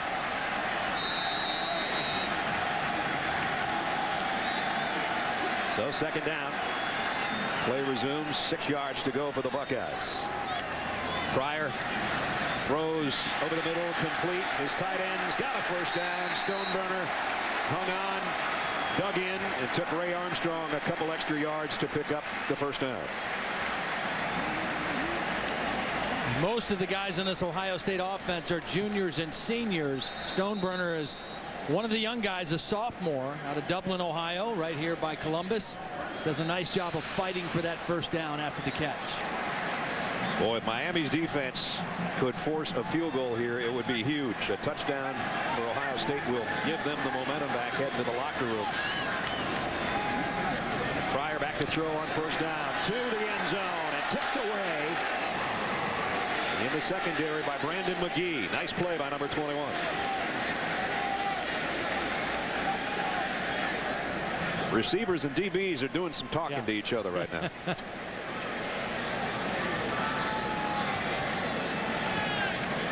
So second down at 10 at the Hurricane 16-yard line. 3 wideouts. Dorian Washington joining Sanzenbacher and Posey. Again, here's Sean Spence right here. You got to keep your eye on Pryor as a runner. Here he comes on the option. He'll pitch late. Heron with a stiff arm, but knocked out of bounds at about the 12-yard line. Number 1 hit number 1, Brandon Harris with the tackle. So now here is the biggest third down of the first half so far.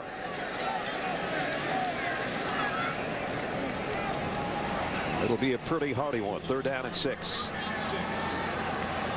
Clock stopped as Heron was knocked out of bounds. One thing we've not seen Miami do is really try to come after Terrell Pryor. They've not really blitzed him too much. They've had a spy there for him with Sean Spence. They've tried to rush with 4 and be disciplined. They've not gone after him. 3 wideouts again, and Stoneburner, the tight end, set up on the left side as Pryor drops to throw on 3rd and 6. Here's a stiff arm. He's going to keep it. And a collision right at the first down marker with Ray Armstrong. And the spot looks like it gives Ohio State a 1st and goal. And it is. They brought Sean Spence on this play, and he couldn't get Pryor on the ground. Here comes Spence, unblocked. The stiff arm sheds the tackle, and Pryor gets the first down. Spence was there. The call was right, but you can't account for that stiff arm of Terrell Pryor. First and goal at the 6 for the Buckeyes. And Miami's going to take a timeout. So with the timeout, 1:39 remaining in the half. You know, Todd's taste of the town is back. In reference to the line of game, the previous play is under further review. So we'll look at the review. Taste of the town with Todd is back, and it's brought to you by Expedia. Let's see where the big fella went this week.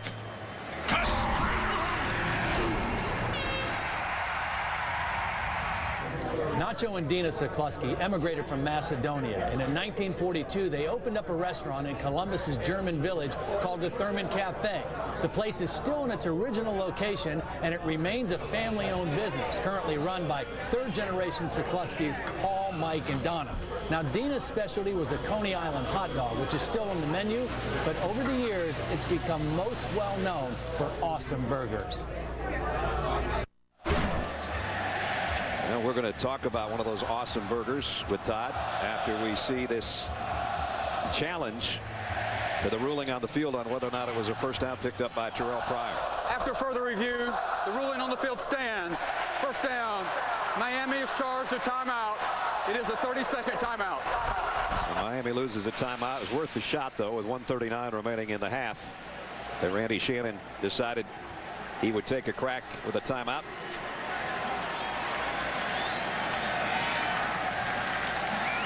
Hurricanes offense hoping their defense can come up with a stop somehow and prevent any further damage. But the Buckeyes are done knocking on the door again at the 6-yard line. I think it was a good idea to take the timeout to let their defense regroup a little bit after they didn't get the stop on third down. Little down in the dumps, body language, and I think it was a smart idea to call timeout, not just to challenge the play, but to let his defensive guys regroup.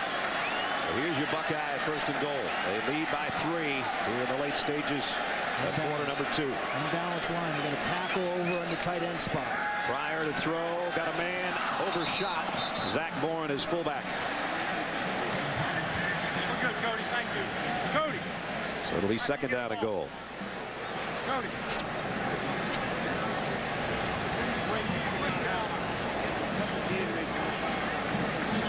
Ohio State with 2 timeouts remaining, should they need to use them.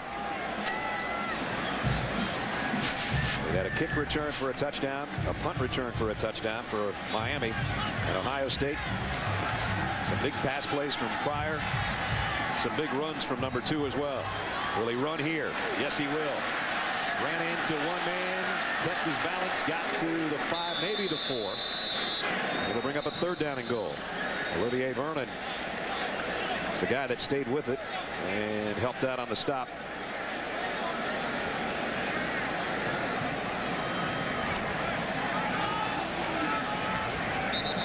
And can that Hurricane defense come up with one more stop here? They're going to take a timeout. Timeout. Miami. That's their second charge timeout of the half. It is a 30-second timeout. It gives us a chance to see what my partner had to eat at Thurman Cafe.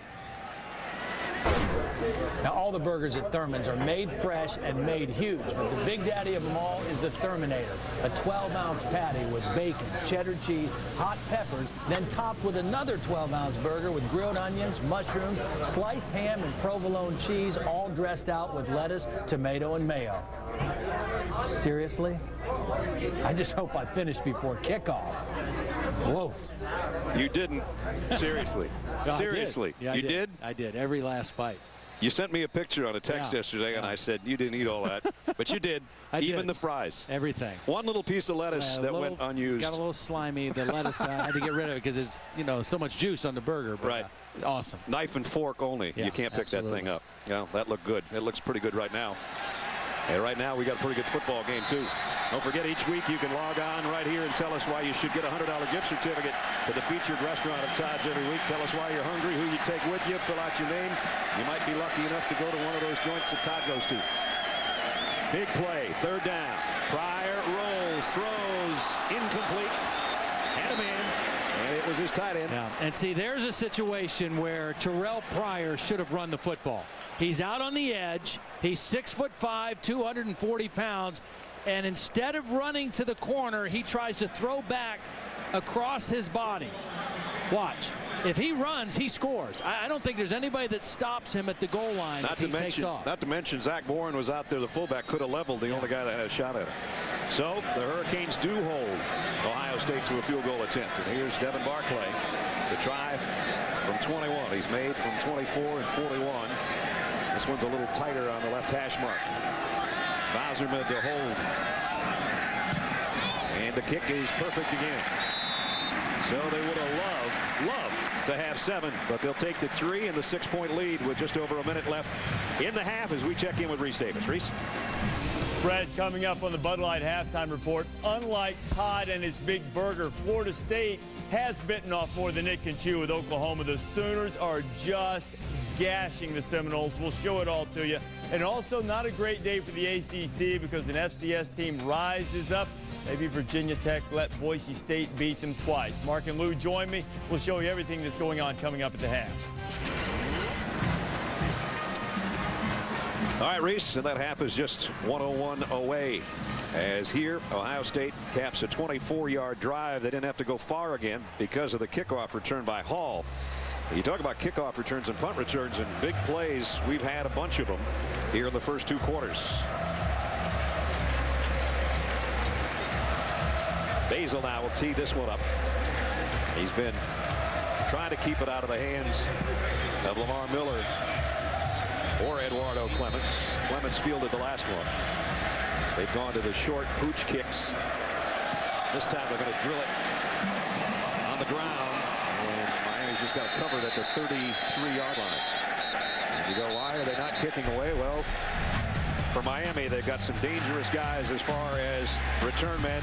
This was Miller, 88 yards for Miami's first touchdown, and nobody's going to catch him. And then you got to watch out on a punt return for number 3, because Travis Benjamin knows what to do too. And he takes this one 79 yards on a punt return for the score. That gave Miami the lead. Ohio State has subsequently come back to regain it. They lead by 6 with just less than a minute remaining in the half. Miami's got 1 timeout left to work with. Harris. That is intercepted by Chekwa. 3rd interception thrown by Ja'Cory Harris. Now that one is not on Ja'Cory Harris. That one went right through the hands of Travis Benjamin into Chekwa's hands. But again, it's the same result. A costly turnover in Ohio State's part of the field. And there it is. Ohio State set up again to add more points before halftime. Well, he's done some big things. He's done some bad things. Yeah. Travis Benjamin didn't turn around on one pass play that he thought was a run. That one, he almost handed off to Chekwa. And Ohio State fans are roaring right now because the Buckeyes with another opportunity again at the 27-yard line. 4th start today in Cane territory. Miami is really confused defensively. They don't have their personnel in the right spot, and they got to waste a timeout. Boy, now Brandon Harris has given it to some of his teammates in that secondary. They take their last timeout with 49 seconds remaining. You want to hang around to see if the Buckeyes do any further damage. They lead by 6.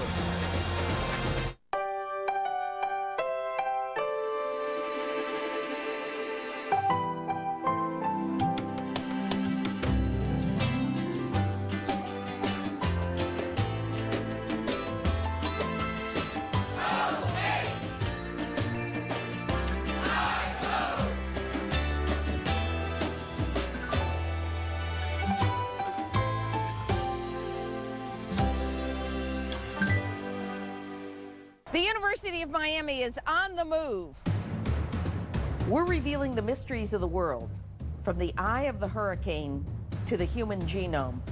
We're creating oceans of knowledge and helping to shape citizens of the world. We're making a difference right now in the classroom, the laboratory, and on our playing fields. So keep watching us. The University of Miami. It's all about the U. As Todd said, you can't blame that last interception on number 12. Well, the bottom line is you can't do this against Ohio State. Or you're going to get beat. Yeah, that's what they live on. Pryor, one play after the interception, going to be dropped. Big play by Miami's defense. Regis got in there. Marcus Fortson got in there, and now Ohio State's going to take a timeout. Ohio State, their second charge timeout of the half is the 30-second timeout. So Ohio State's only got one way to stop it again, barring a incompletion or the ball out of bounds. 43 seconds left. You know, considering the situations that the turnovers have put the Miami defense in, I think they've played well here the first half. Yeah, Ohio State has 23 points, but they've done a pretty good job of holding their own in sudden change situations. Well, fans here in Columbus seen a good game, and they're checking out the latest 3D technology used to telecast today's game at the Bud Light River Jam tailgate. If you've been wondering what 3D is all about, you can go into a store this weekend and watch ESPN 3D for yourself. Both today and tomorrow, hundreds of consumer electronics stores are part of an event called 3D Demo Days Real. That's 13 hours a day of 3D action, including football, basketball, the X Games, World Cup, all airing on ESPN and 3D. You can go check it out at a consumer electronics store near you. There's some of our 3D cameras. They're basically on the other side of the field. They give you a different look. Joe Tessitore and Tim Brown and Ray Bentley are doing the game in 3D. Right here in HD, Brad Nessler, Todd Blackledge, and Holly Rowe. And Terrell Pryor throwing it deep out and didn't quite get it out there. Yeah, he did. Oh, he did. No, he did. I didn't think he caught it. Sanzenbacher laid out for it, but it hit the turf. That's a big break for Miami because Sanzenbacher was wide open behind the defense. If they convert this, they're inside the 15. It's a good call, obviously. Yep. Two officials right there. Sanzenbacher, good acting job, but incomplete. And third down and 16. 36 seconds left. Again, Ohio State's got a timeout left. They're trying to take advantage of Ja'Cory Harris' third interception of the first half. They need a big chunk of yardage, though, to keep it alive here. Pryor throws back to the middle and complete. They got a big chunk of yardage, and they got Nadir Posey inside the 10. Pick up at 26 on 3rd and 16. And they're going hurry up. They haven't gotten the sticks moved yet. Now they do. Clock starts, and Terrell Pryor downs it to save a timeout. Well, really a nice job of Terrell Pryor. When he moves out of the pocket because of the pressure, he keeps his eyes downfield, so he never loses sight of Posey crossing the field in front of his face, and he makes the nice touch pass for the first down. And Posey went up to get that one. And it comes down at the 8-yard line. A 7 now is the line of scrimmage. Second down and goal.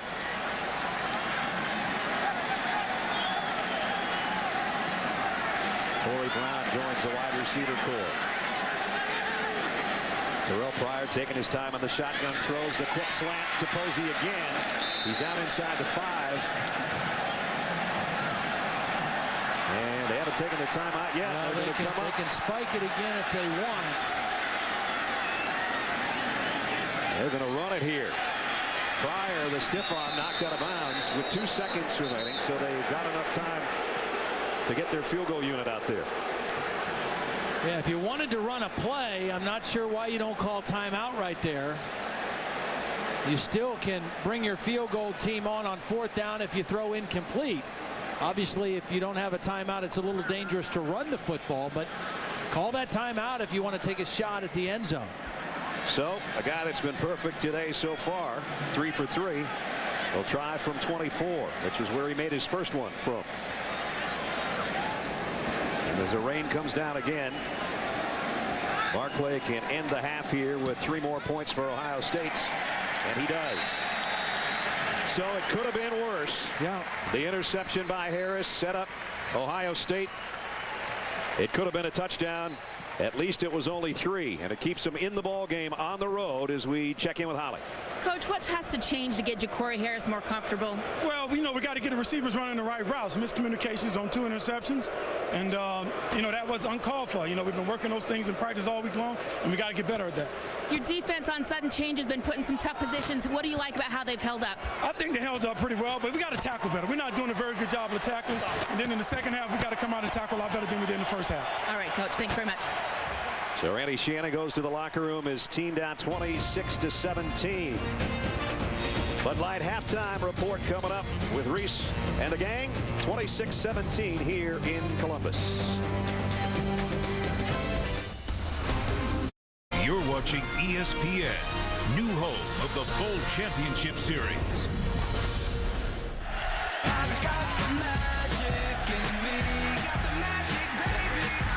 Touch that track, it turns into gold.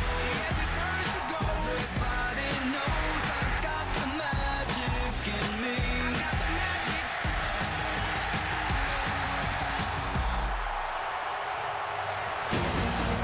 Miami trailing entering the third quarter.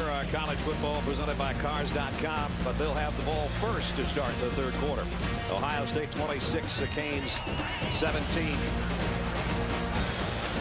Barclay, who did a great job with his field goals in the first half, will kick it away. They've tried to keep it out of number 6's hands. Lamar Miller with a lot of short kicks. This time they're going to kick it away. Take a chance.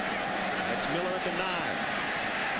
He already took one today, 88 yards. He don't want to take this one 8 yards. Nice coverage that time. I'm sure Ohio State got a talking to about their special teams. Brad Nessler, Todd Blackledge, Holly Rowe.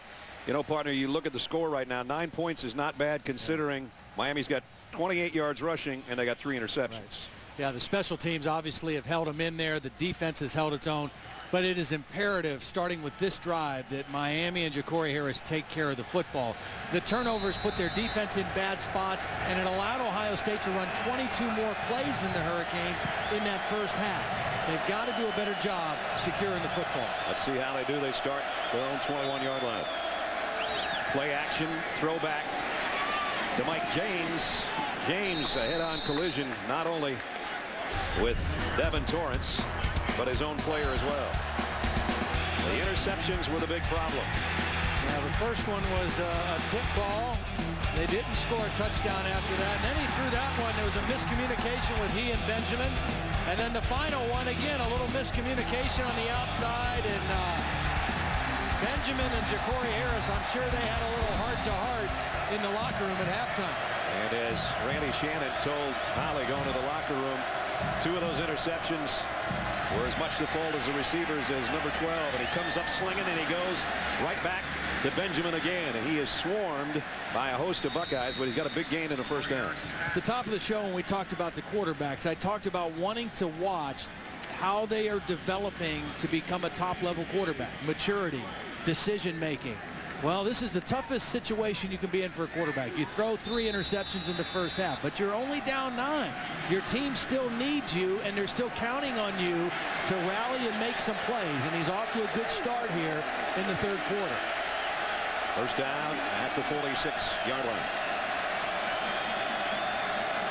Damian Barry back behind Ja'Cory Harris now as a tailback. And he'll get the call. And he broke a tackle, or 2. And he got into Ohio State territory as we check in with Holly Rowe. Well, guys, I had a chance to talk with Miami quarterback Ja'Cory Harris just briefly as he came out after halftime. He's a very resilient kid. Remember, he was 30-0 in high school as a starter, and I said, hey, how you doing after that first half? He gave me the thumbs up, a big smile, and said, hey, I'm okay. We'll see if he can shake it off here in the second half. He tries to keep his teammates loose. Earlier this week, if you look at his mom and dad, he showed up at class wearing Oakland Raider gear with no shirt and an Oakland Raider cap and backpack. That got everybody laughing. They're not laughing right now, but he would love to put a drive together here, and he's got something working with Barry. 40, down the sideline, Damian Barry. All the way down inside the 10. C.J. Barnett saved a touchdown. So we talked about 28 rushing yards on 14 carries for the Canes in the first half. And Barry did his imitation of Edgerrin James on that one. Well, first of all, they go unbalanced line. That's a tackle. So they have 3 linemen here, and they're going to run out this way behind the tight end.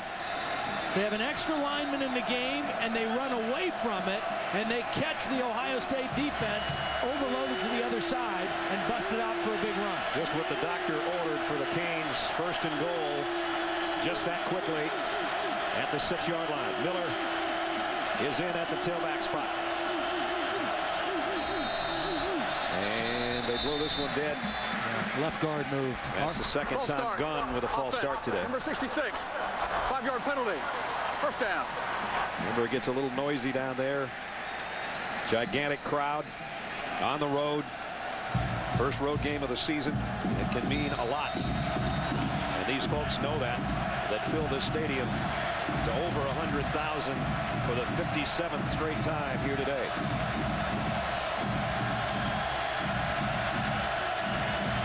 Still Miller and Hill in a dual backfield.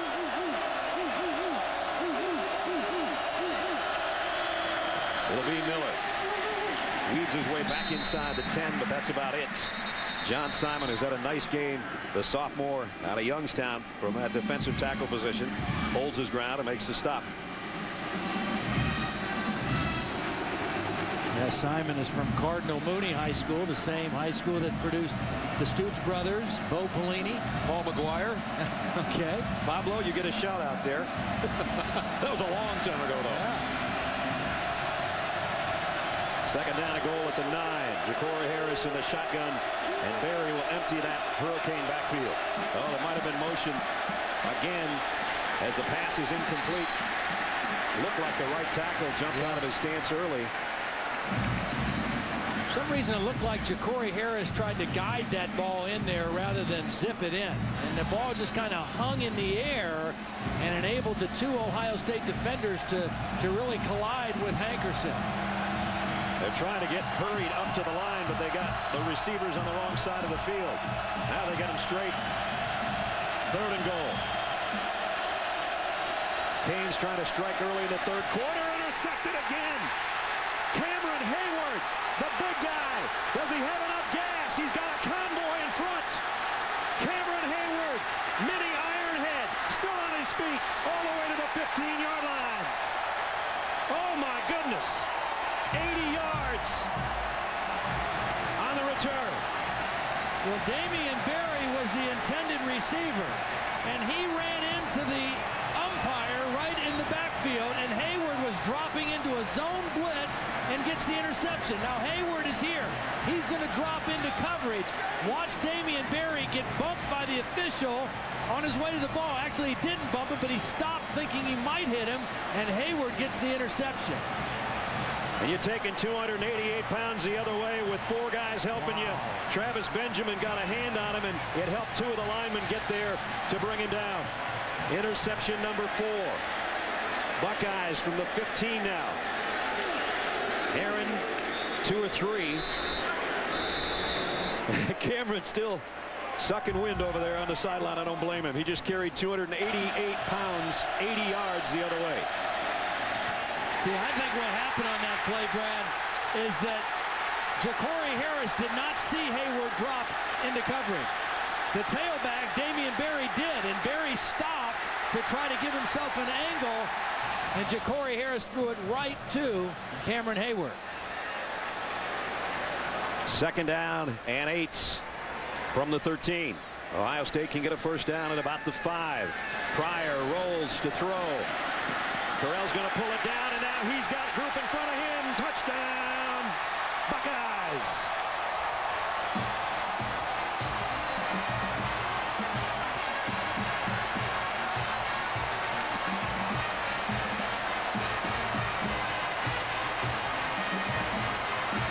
"13-yard touchdown run by big number 2.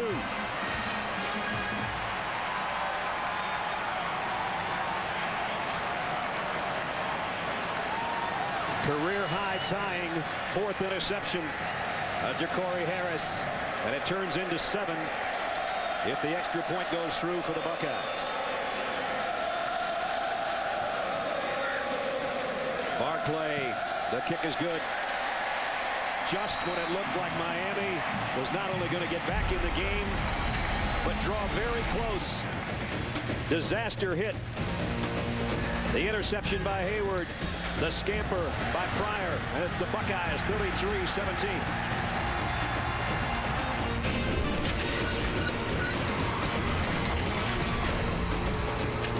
Hey, Parker, want to race home?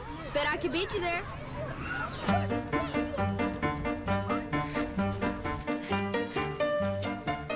With its 43 safety features, like the Park View rear backup camera, Hi, sweetie, there you are. electronic vehicle information center,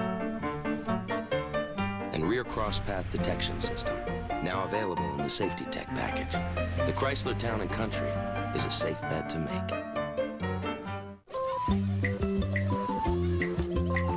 Well, we get along. Yeah, we really do. And there's nothing wrong with what I feel for you. I can hang around till the leaves are brown and the summer is When you're not worried about potential dangers, the world can be a far less threatening place. Take the scary out of life with Travelers Insurance and see the world in a different light. Gordon Gekko was one of the biggest names on Wall Street before he went to prison. That name doesn't mean anything anymore. Mr. Gekko, my name's Jacob Moore. I'm gonna marry your daughter. Why don't you start calling me Gordon? I think you want to be part of the family business. It's easy to get in, hard to get out. Is that a threat? Absolutely. He's not who you think he is. He'll hurt us. He screwed me. Shocker. You tell him for me, babe, Gordon Gekko is back. Wall Street, money never sleeps. Rated PG-13. Yo, Troy, you been using my shampoo? Because it's for guys who want thicker looking hair. I didn't use it. Didn't you? No. Didn't you? Yes. Head & Shoulders Hair Endurance. Thicker looking hair in 1 week. Guaranteed.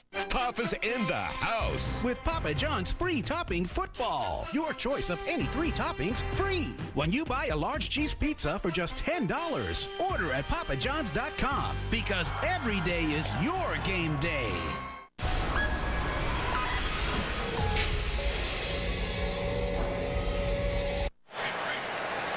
Cam Hayward, son of the late Ironhead, Craig Ironhead Hayward, looking like his daddy after that interception, rumbling 80 yards. He ran all the way from Swanee, Georgia to Duluth, Georgia. If you've ever been down where Cam played high school ball, you know how far that is. And now Miami's in a little bit of trouble, Mr. Blackley. Barclay, the short pooch kick. This one is returnable, though, from the 29-yard line. And Johnson, with a flag down, is still on his feet across the 40.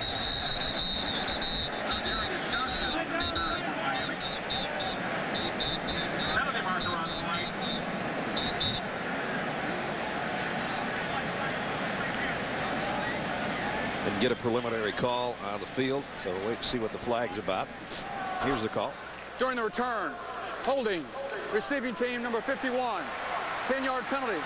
First down. Well, they had pretty good field position on that short kick return. Now they won't have nearly as good a field position with 10:07 remaining in the third quarter. Let's take you back to the interception. Well, right there's Cameron Hayward, and defensive coordinator Jim Heacock did a great job calling a zone blitz and dropping Hayward into coverage. Ja'Cory Harris never looked at him, never anticipated it. His eyes were locked on Damian Barry, and that enabled Hayward to step right in front of the throw and then really show some ability, athleticism, bring the ball down the sideline. But they really fooled Ja'Cory Harris on that play. We said earlier to see how Ja'Cory Harris can shake off 3 interceptions. Now let's see how he can shake off 4 interceptions as we check in with Holly. Well, guys, you can see Ja'Cory Harris very ginger right now. Looks like he's been having some cramping issues over on the sideline. In fact, the play right before that interception, he came over to get the play call and he could barely get back to the huddle. Looks like both calves cramping up on the quarterback for Miami. In the shotgun, Harris here. Goes over the middle, short to Barry. He's got rolled, draped all over him.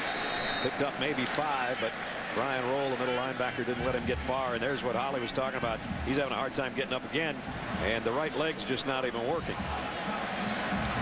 We're only 5 minutes into the third quarter, and you would think that they tried desperately to rehydrate the Hurricanes at halftime. And they're in the north here. They're supposed to be prepared for some muggy conditions. Quick throws at first down. Ron Bird, that's his first catch of the day. If you wondered about the backup quarterback, A.J. Highsmith, Alonzo Jr. is the backup, the sophomore. And he's got his chin strap pretty tight right now, thinking that he might indeed have to come in here.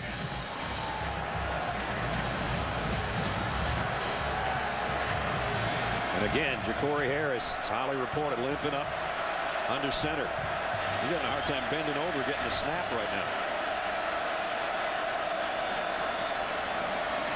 On the ground, Berry, nice run, one of his best of the day. Ran into his own man, LaRon Byrd, who was blocking out there for him, but he did get a dozen and a first down. As much as you don't want to take Ja'Cory Harris out of the game, they may have to for a couple plays just to try to attend to him, because they can't afford for him to really cramp up and in the middle of a play. And now they've got Joel Figueroa, the starting right tackle, coming off. Looks like the same situation, cramping. Very unusual. Team from Florida comes up here. It's a relatively cool day. Must not have thought they had to hydrate quite as much. Harris throws, nice throw. A flag down though at the line of scrimmage. Chase Ford makes the catch. It would be a pickup of 17. I think it's all coming back. Holding. Offense, number 78. 10-yard penalty. First down. And Figueroa went out. Jermaine Johnson came in and immediately picks up a holding call.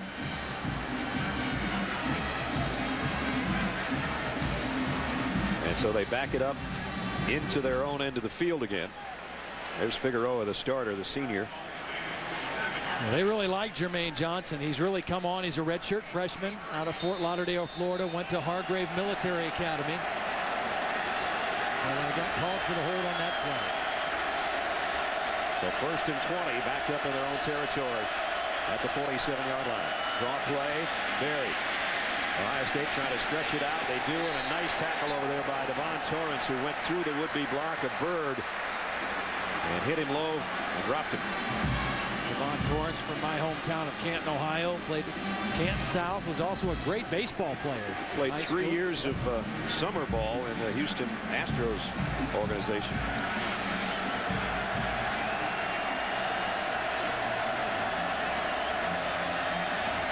Crossing pattern. And back inside the 45 to Hankerson.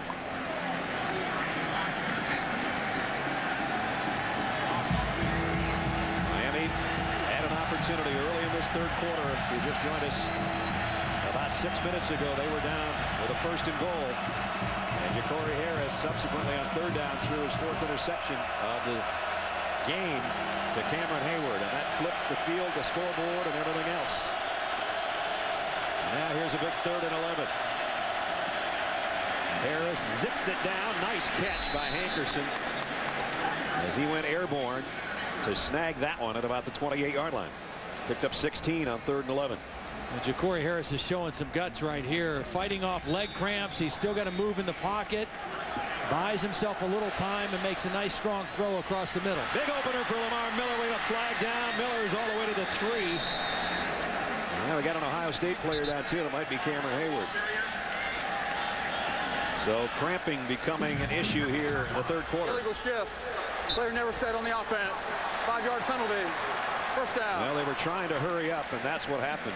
And now, with Gatorade in hand, they're out there working on the right leg of Cameron Hayward. Remember, he ran about 3 miles with that interception, and I'm sure he never got a chance to really load up over there on the sideline trying to get the electrolytes back. So they'll give him some right there on the field. Holly. Well, it hasn't been since middle school that Cameron Hayward played on offense. He said when he first started out, they put him at tight end, and he thought he was pretty good there.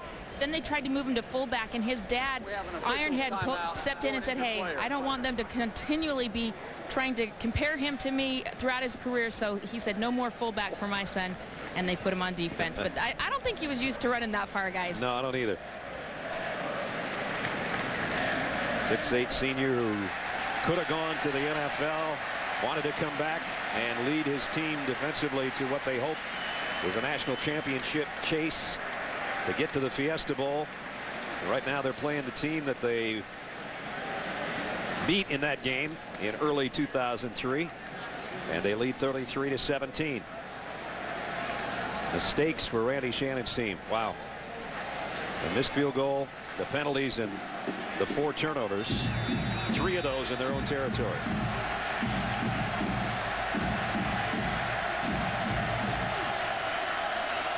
So 1st and 15. Harris throws the out, complete to Bird. He's been using LaRon Bird pretty effectively here on this drive.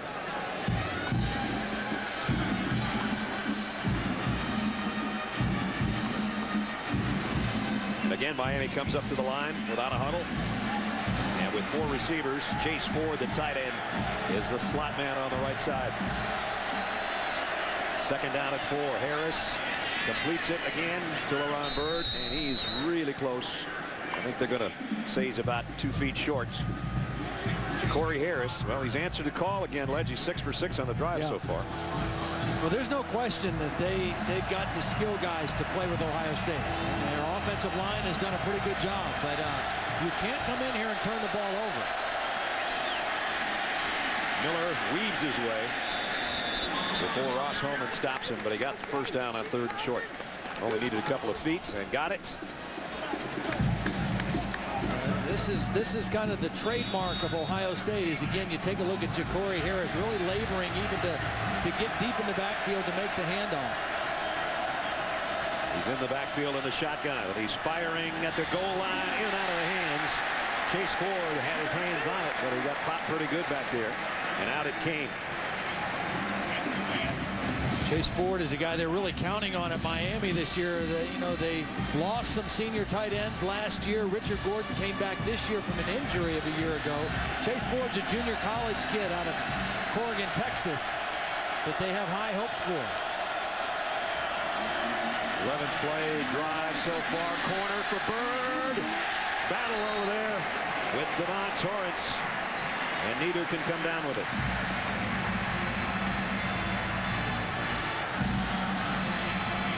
Now it's 3rd and 10. Put enough air under it to give Bird a chance for a jump ball, but Torrance was equal to the task over there on the corner, the senior out of Canton.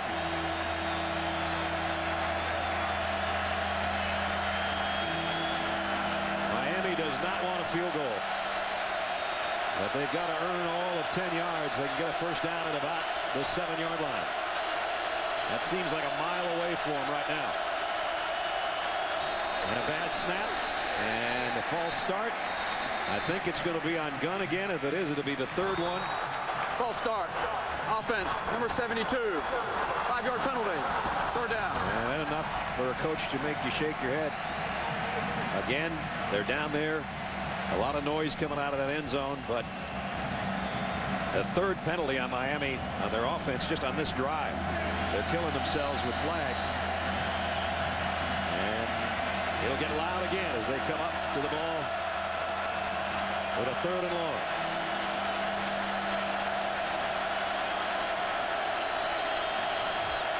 Miller empties the Hurricane backfield.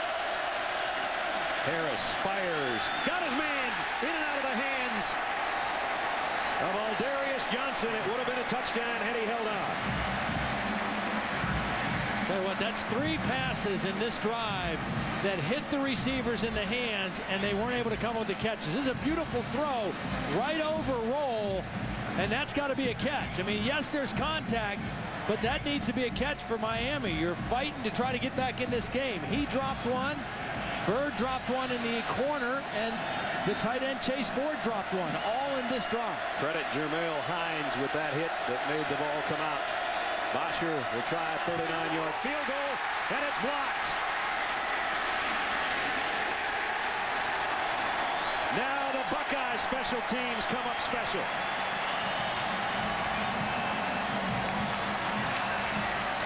I think it was Devon Torrance that got the field goal block.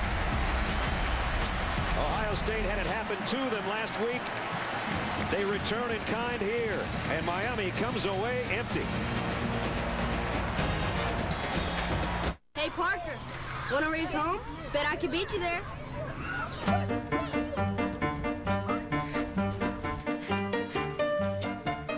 With its 43 safety features, like the Park View rear backup camera, Electronic Vehicle Information Center. And Rear Cross Path Detection System, now available in the Safety Tech package. The Chrysler Town & Country is a safe bet to make. You think if the game wasn't on today, we'd be out here around this grill? Probably not. Come on, man, you're not seeing the big picture. Football was created to make us grill. Look, how many letters in football? 7, 8. How many letters in grilling? 7, 8. What's the past tense of eat? Eated. 8. 8. Pretty strange. Yes, you are.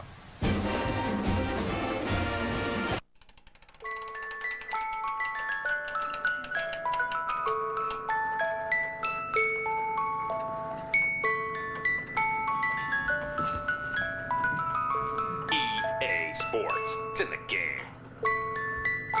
Now play full games in half the time. Madden NFL 11. Rated E for everyone. EA Sports. It's in the game. The new Xbox 360, starting at $199. Down by 7. Final play for Detroit. Only thing that would make this any better is overtime. They'll need a miracle to win this football game. Ferris slot right, drops back. Hines takes the pass at the 30. With the seam! Wow! Can you believe it? One man to beat! We're headed to overtime! Buffalo Wild Wings. You have to be here. Field goal for the win! Oh! ESPN's College Football, brought to you by Chrysler and Kingsford Charcoal. For more football fun, play Kingsford's College Showdown on ESPN.com. 33-17. There's a good look at the Coach's Trophy presented by Dr. Pepper, going to the BCS champion in January. That game will be the Tostitos Fiesta Bowl in Arizona on ESPN January 10th. And Ohio State's got one of those shiny babies over there in their trophy area with the Heisman trophies and everything in their building. They'd like to get another one. They got that one in the Fiesta Bowl. They'd like to get another one. And they are 20 minutes away from a big hurdle in non-conference play if they can continue to hold the lead on number 12 Miami. Herron hit by Spence immediately after getting the handoff. Sean Spence had a good game. No give in to the junior out of Miami, that's for sure. We had a great freshman year, really came on the scene, and then he had some injuries last year. Missed 3 games, was banged up. Had what some people might have thought was a sophomore slump, only 36 tackles, but he's been healthy all camp, and he's off to a great start this season as a junior. Dropped Herron for a 2-yard loss, so it's second down at 12. 3 wide receivers out there for Terrell Pryor in the shotgun now. He's going to roll and pitch inside to Herron, and Boone Herron's got some room, a lot of it. 50, 40, all the way down to the 27-yard line. Flag down at the end of the play. Brandon McGee finally got him out of bounds. 47 yards on a shovel pass. Nice call by Jim Bowman. They've shown the option several times today where there's been a pitch man behind Terrell Pryor. This is the first time they've run the shuffle pass. Personal foul, grasping the face mask. Defense, number 21, half the distance to the goal. Automatic first down. Watch Herron just kind of slip in front. You read the same guy. He read Olivier Vernon, number 35. When he came up the field on Pryor, he flipped it underneath the Herron, and then the good cutback by Bam Herron. And the face mask at the end of the play. So it just keeps getting worse for Miami. Another big play, another huge penalty. And the Buckeyes inside the 14-yard line. A 47-yard pickup plus the penalty at the end. Sane trying to follow his blockers. Maybe no gain on this one. Spence is there, along with Vernon to make the stop. Everything in Ohio State's favor right now. Well, they're just so solid, Brad. You know, they don't beat themselves. I mean, that's a trademark of Jim Tressel's teams. Yes, they're talented. Yes, they're explosive. They've got, you know, NFL caliber players, but they don't beat themselves. They're solid. They take care of the football. For the most part, they usually are very solid in the kicking game, even though they've given up some returns today. Here goes Pryor after faking the pass to the left. Spencer's got him wrapped up and won't let him go. And he lost a couple. As they help Terrell Pryor up on the sideline, he has a third down upcoming. Talked about the BCS appearances. Ohio State's made the most. Oklahoma next in line, and USC, Florida, and Florida State's. No. I mean, there's no secret formula to them. They've recruited well. Jim Tressel's done a great job recruiting the state of Ohio. They recruit nationally. They've won 5 consecutive Big Ten titles, trying to make it 6. They've won at least 10 games each of the last 5 years. It's just consistency and efficiency. Timeout. Timeout. Ohio State's. Their first charge, timeout of the half. It is a 30-second timeout. So they take it with 2:21 remaining in the third quarter. Their first time out of this half. Mentioned they've got things going their way. They're up by 33-17. They're driving again. And they got the home crowd, which always helps the cause. And in today's case, 105,545, the 6th largest crowd in Ohio State history. There'll be another big crowd in Tuscaloosa. You can bet your bottom dollar tonight. ESPN College Football Primetime presented by Hampton Hotels. When we're done, Brent and Kurt and Aaron and company will take over. Penn State down in Tuscaloosa to take out #1 Alabama. Kickoff 7 o'clock Eastern Time. College football available on TV, online, and on your phone. Go to ESPN.com for more information. What do you think about the alma mater down there, brother? It's going to be a tough environment, that's for sure. Rob Bolden, the freshman quarterback, going down there against Nick Saban's defense. I think Penn State's defense will hold them in. I think they will. I just think it's going to be difficult for their offense. But who knows? I mean, that's why you line them up and play. Yep. It'll be a difficult environment, though, that's for sure. Miami trying to hold here to maybe a field goal attempt on 3rd down and 12. Here's a screen pass. Sane got a block. He's not going to get there. It'll be about 2 to 3 yards shy. Colin McCarthy, the middle linebacker, number 44, stayed home and made the stop. And the fans want Jim Tressel to go for it. They might get their wish. No, Jim Tressel is he's going to always play the percentages. You want points here, nothing to give. You just want to continue to pound away at Miami right now. They give us the ball, we'll get points, and we'll just make the lead bigger. And the 3 would make it a 3-score disadvantage for Miami. 24-yard attempt. I think there's a 3rd time today he's lined up from 24, and he's hit the other ones. And he's hit another one. Barclay with another field goal. The lead stretches 3 points further. 36-17. Number 2 Buckeyes in front. Credit card rewards are always good in theory. Sometimes I would get rewards, sometimes I wouldn't. There's one card I had, there were all these rules and restrictions. Oh, and limits. Forget about it. But I love this card. Bank AmeriCard, cash rewards credit card. 1% cash back on everything I buy, period. No limit to the amount of cash back I can get. No hoops to jump through. Simple. The refreshingly simple Bank AmeriCard Cash Rewards credit card.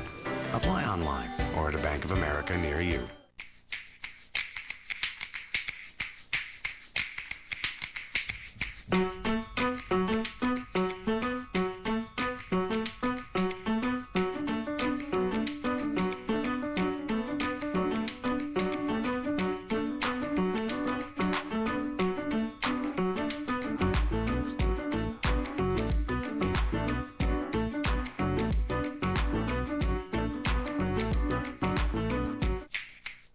Recently, a whole new kind of cloud came to St. Cloud, Minnesota. Ask me what a cloud feels like. And here are the first real people to sleep on those brand new clouds. Ask me what it feels like to be comforted by a cloud. A new Temper Cloud Supreme by Tempur-Pedic.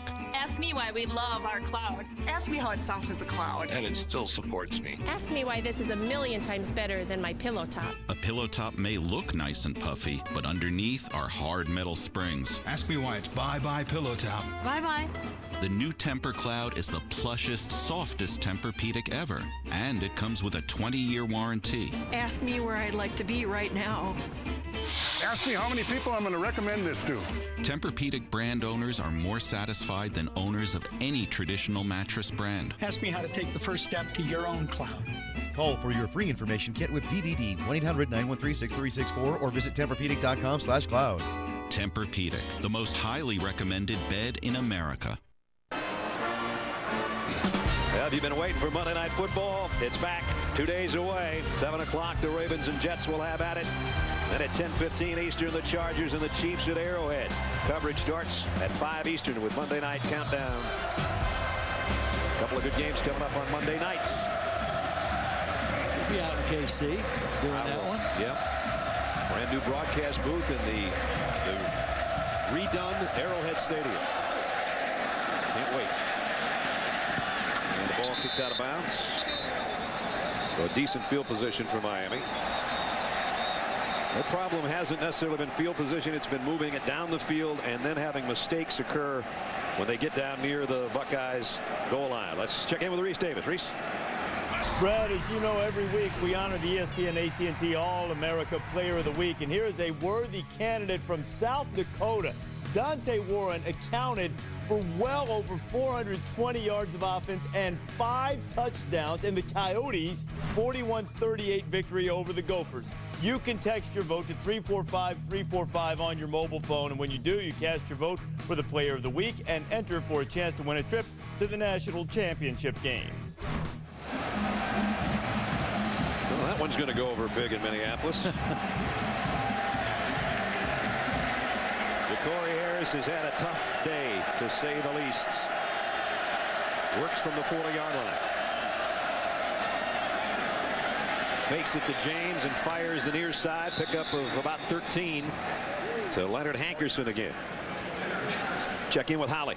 Well, during that last drive, the Miami offense had had enough. Senior running back Damian Barry called all of his players together and really lit into them. But it was a positive message. He said, guys, our defense is the only thing that's been keeping us in this game. It's time we do our part. He got on the receivers, particularly Ron Bird. It's time to catch the ball. We've got to start making some plays. We'll see if it works or helps. They got a first down in Buckeye territory. And Harris going deep. Nobody home back there. And it was LaRon Bird, the closest receiver. Dexter Larimore hit Ja'Cory Harris as he let go of that one again. Well, even though it is a 3-score game, I mean, it's still, you know, you get a whole quarter of play. I mean, and Miami has got explosive weapons. If they could score some points quickly, they could fight their way back into the game. Because as Holly mentioned, the defense is playing pretty well. And there's motion again on the right side. Figueroa, who was out for a few plays. Number 61. 5-yard penalty. Second down. Another offensive penalty. Whole bunch of false starts. And you know what? The false starts are just a lack of focus. They're not because of crowd noise. Not in the middle of the field. No, it's just a lack of focus and concentration right now by some guys that you don't expect it from. I mean, Figueroa is one of your key guys. He was a starter at right guard last year. He's a senior. You don't expect that. Second and 15. Lamar Miller on a quick opener, and it closed in a hurry too. Courtesy of Brian Roll. Right at the midfield stripe. You just see how good this team tackles Ohio State. Brian Roll, undersized for a middle linebacker, 5'11", 215 pounds. Grew up in Immokalee, Florida, and thought for sure he'd be a Miami Hurricane. Harris across the middle. And they got something working there. First down throw to Hankerson again. And now we got a Buckeye down. C.J. Barnett was involved with the collision down there with the wide receiver. Officials timeout for an injured player. C.J. Barnett, a Dayton, Ohio native, in that secondary, and holding his right lower leg, it appears.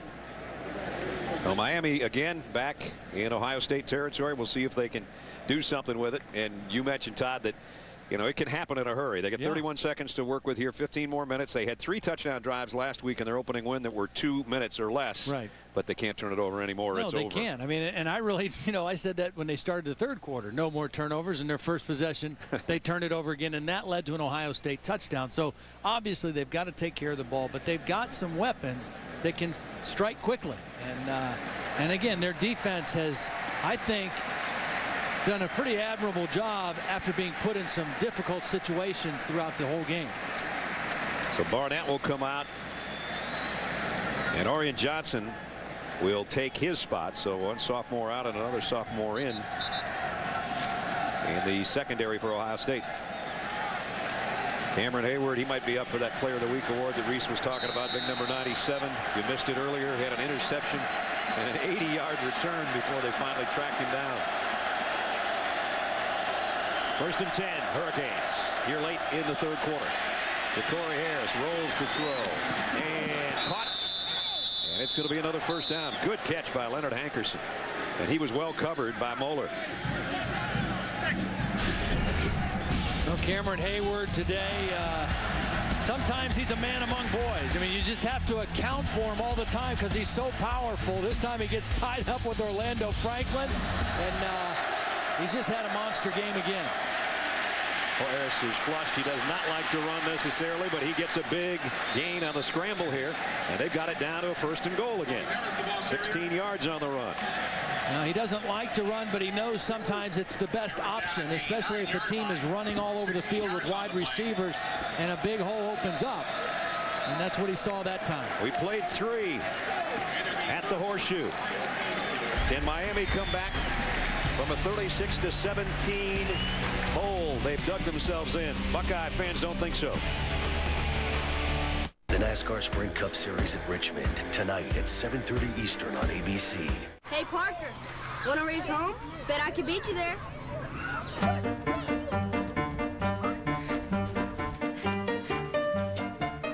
With its 43 safety features, like the Park View rear backup camera, Hi, sweetie, there you are. electronic vehicle information center, and rear cross path detection system, now available in the Safety Tech package. The Chrysler Town & Country is a safe bet to make. I'm a Wrangler guy. Always have been, always will be. Wrangler 5-star premium denim jeans. For long-lasting comfort, the right choice is Wrangler. Wrangler, real comfortable jeans. At Cheez-It, we expect a lot from our cheese. What do you call a cheese that isn't yours? I don't know. Nacho cheese. See, because it's not your cheese, but I said nacho. La la la la la, can't hear you. La la la la, can't hear you. La la la la, can't hear you. That's when I decided to fully invest in my 401k. We take the time for our cheese to mature before we bake it into every delicious cracker. Because at Cheez-It, real cheese matters. Gordon Gekko was one of the biggest names on Wall Street before he went to prison.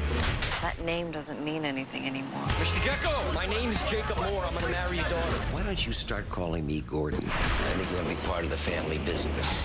It's easy to get in, hard to get out. Is that a threat? Absolutely. He's not who you think he is. He'll hurt us. He screwed me. Shocker. You tell him for me, babe, Gordon Gekko is back. Wall Street, money never sleeps. Rated PG-13. Let's throw down some style. Style that lasts a lifetime. What do you say we get the look we want, the soft feel we need, and have it stand up to anything we throw at it? Then let's get it installed and save money on the whole project. We're lowering the cost of going barefoot. More saving, more doing. That's the power of the Home Depot. Get exclusive Martha Stewart Living and Platinum Plus installed in your whole house for just $37. At Pizza Hut, everyone loved our $10 any pizza deal, so we've made even bigger changes. We've lowered the price of every pizza on our menu. Now, a large pizza with up to 3 of your favorite toppings is just $10, or any medium specialty pizza is just $10 too. Only at your Pizza Hut.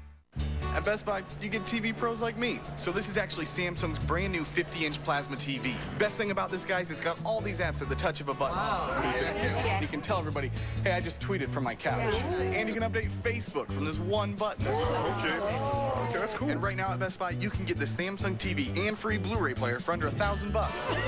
Hey, let's see your football games. Yeah. You're on the big screen now, son.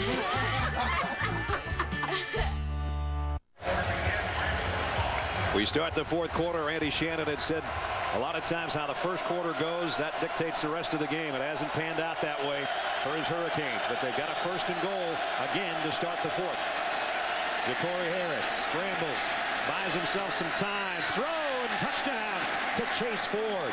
So the Hurricanes score on the first play of the fourth quarter. I think he just kind of jumped right over the top of Brian Roll and grabbed the football, because Roll was there.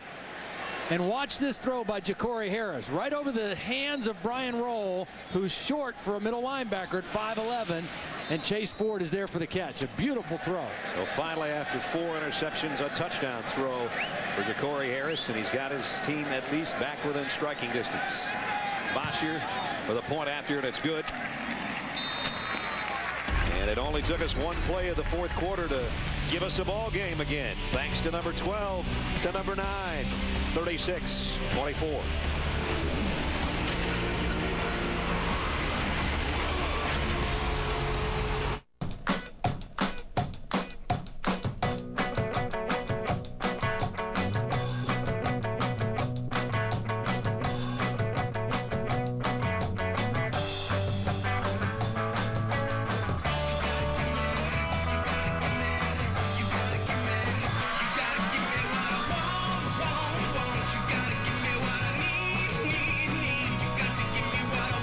Geico. Saving people money on more than just car insurance. Where other hammers can only dream of going, the Craftsman Hammerhead goes every day. Driving home nails quickly and easily in the tightest spaces. More innovation, more great values. Craftsman, trust in your hands. With a new Build Your Own Omelet from Denny's, you can make your own omelet any way you like spinach, tomatoes, and pepper jack cheese, or Swiss cheese, ham, and jalapeno peppers, or bacon, avocado, cheddar cheese, pico de gallo, prime rib, fire roasted peppers and onions, chorizo, American cheese, sausage.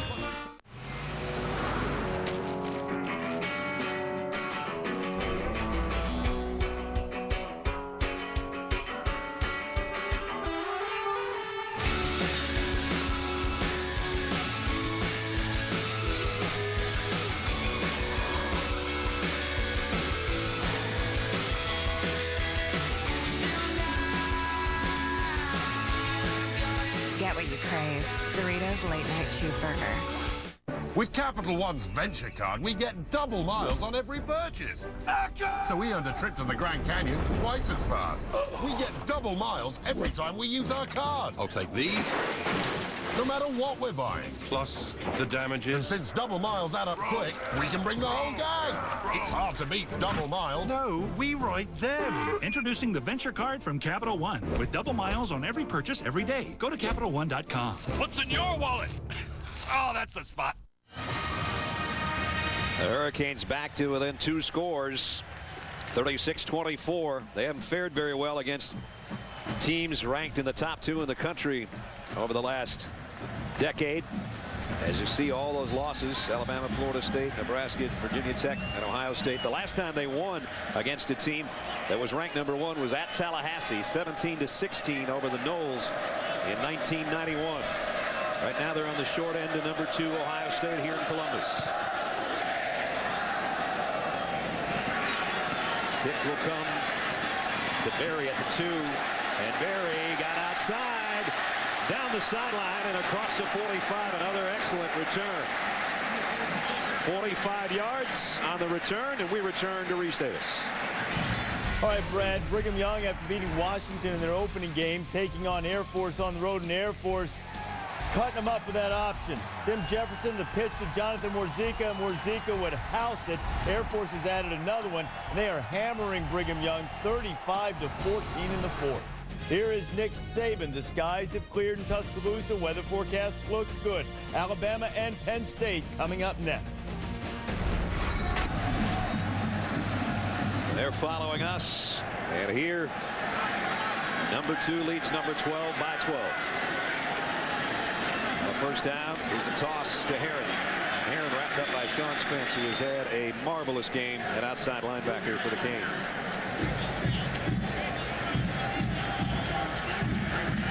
Miami's defense trying to get it back for their offense. But Ohio State, 3 touchdowns and a school record tying 5 field goals by Barclay have given them the 36 points. And they've really had a huge upper hand in field position, an average starting field position throughout this game. Here's Terrell Pryor keeping it, cutting back to the other side. He's got a wide open field. Pryor, great speed, the stiff arm of Brandon Harris, but Harris at least got him out of bounds. 26 more yards for Terrell Pryor on the ground. Well, again, the play is pretty well defended. They bottle him up, but they don't wrap him up. And that's not good enough for number 2.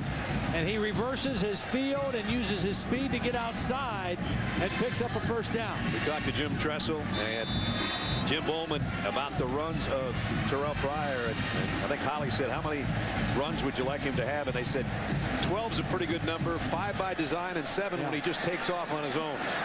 It's interesting. When he does run, he averages over 14 yards a carry on undesigned runs, scrambles like that. Only 6 yards when they call a quarterback run. He's got 80 yards on the ground now, and now his tailback's got another 10 or 11.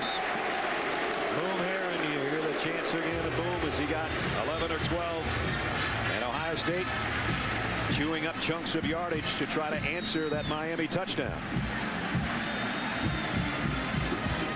Ohio State, good block by the fullback, Zach Boren. His brother is the left guard who transferred from Michigan a couple of years ago. And that's just power smash mouth football for Ohio State now in the 4th quarter.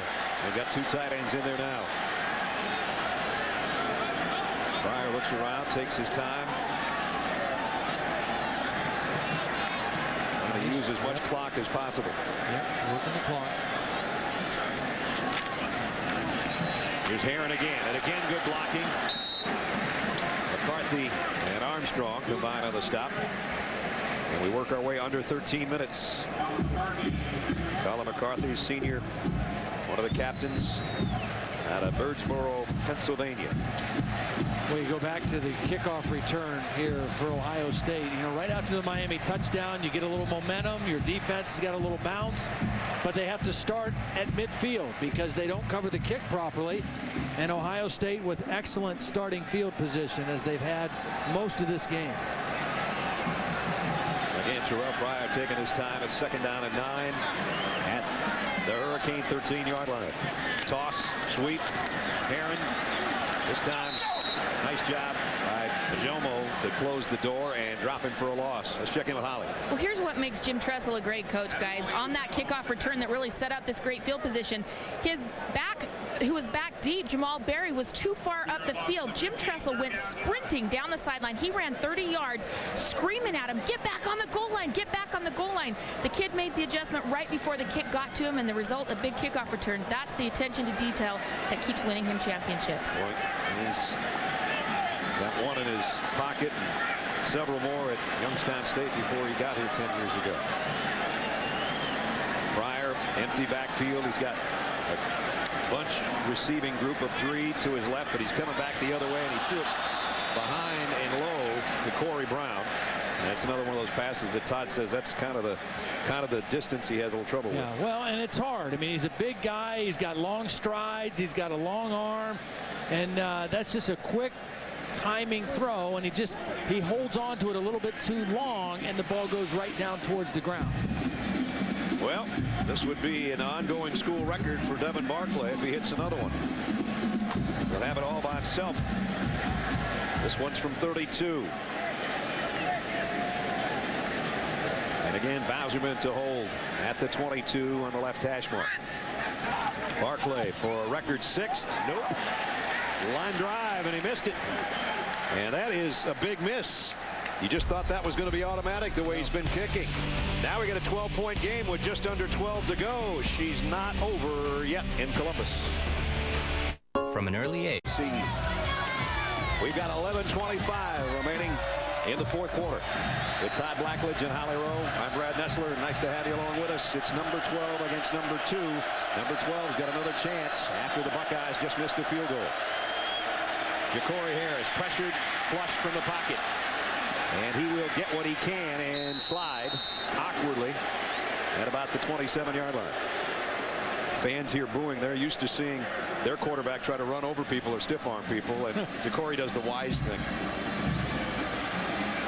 He's got 1 touchdown pass on the last drive and 4 interceptions, which ties his career high. He's going to run again, and I think he got the first down. John Simon holding on. Yeah, like we said, he doesn't choose to run, like to run, but he can run. He's a very athletic kid, and he knows how important it is to get first downs. Now, they're running a hurry-up offense. You might remember we mentioned in their opening win against Florida A&M, they ran the 2-minute offense virtually the entire game when their first group was in there. So this is not new for them to play with a faster tempo. First down from the 30. Barry knocked down, got about 3.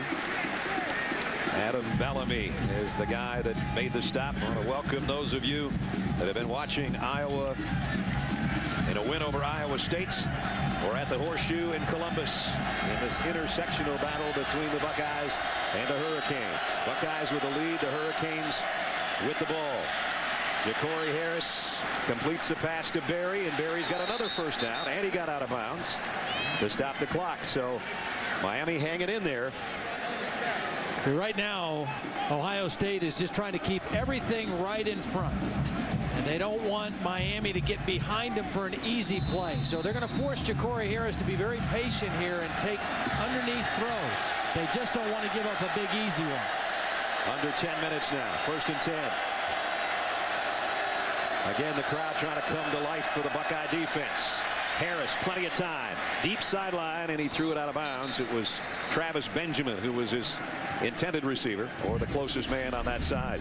But for Ja'Cory Harris today, everything that he wanted to go right went wrong. One on a tip pass. Nate Williams with the interception. Another one he threw right to Chekwa when his receiver didn't turn around. And then Benjamin had it in his hands, and he gave it up basically on a handoff to Chekwa. And then Cameron Hayward picked one off, and the defensive lineman went 80 yards the other way to set up a touchdown. But as ugly as it's been, he still has his team in contention here, down 12. But again, he's got to be patient against this softer Ohio State coverage. 2nd and 10, and whistle stops play. Flag down.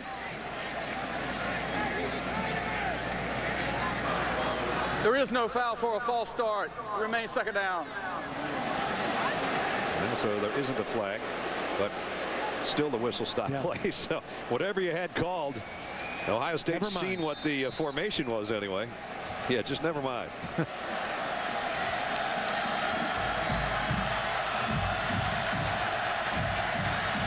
Mike James, the tailback in the eye behind Ja'Cory Harris, and Patrick Hill, the fullback.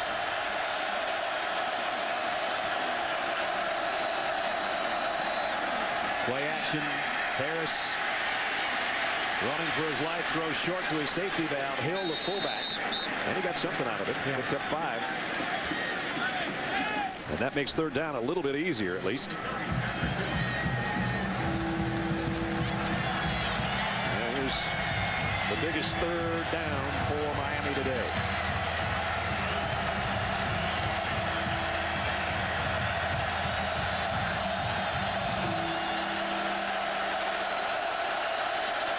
Crowd with a roar. Harris from the gun, firing, completes, and a first down inside the 40 to LaRon Byrd again.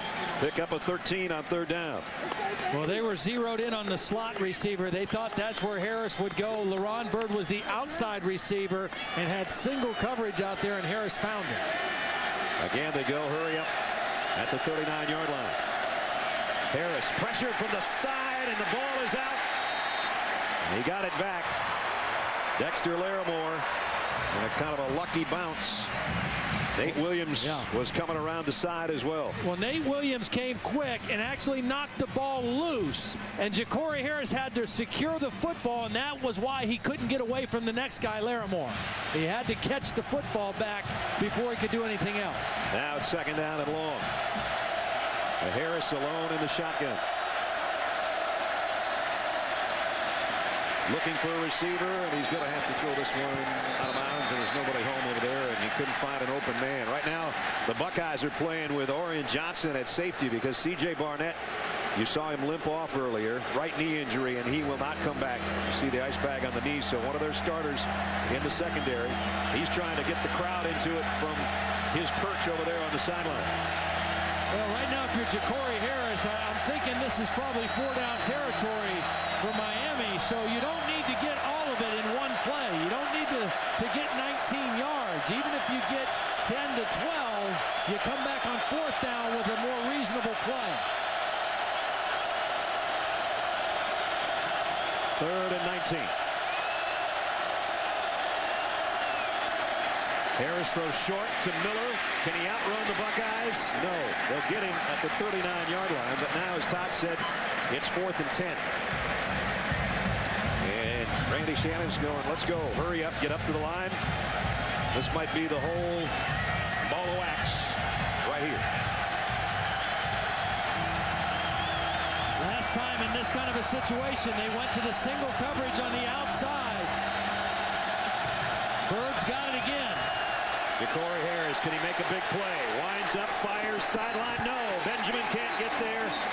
And the Buckeyes, wait a minute, flag down. The flag at the line of scrimmage.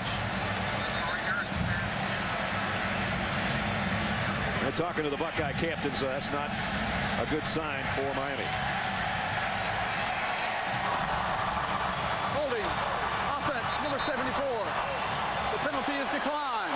1st down. Again, the pressure got to Harris. The Buckeyes will take over as this 4th down fails. Just that close. 36-24 Buckeyes.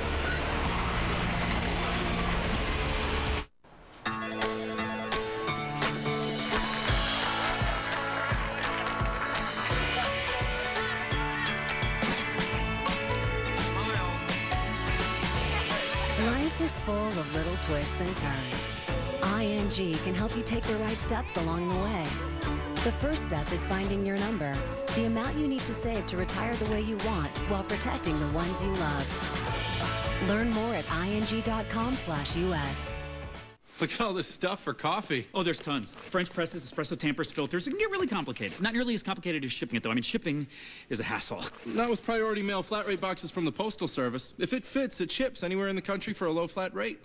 That is easy. Best news I've heard all day. I'm so amped. I mean, not amped, excited. I mean, that's sort of amped. Really kind of in between. Have you ever thought about decaf? You think that'll help?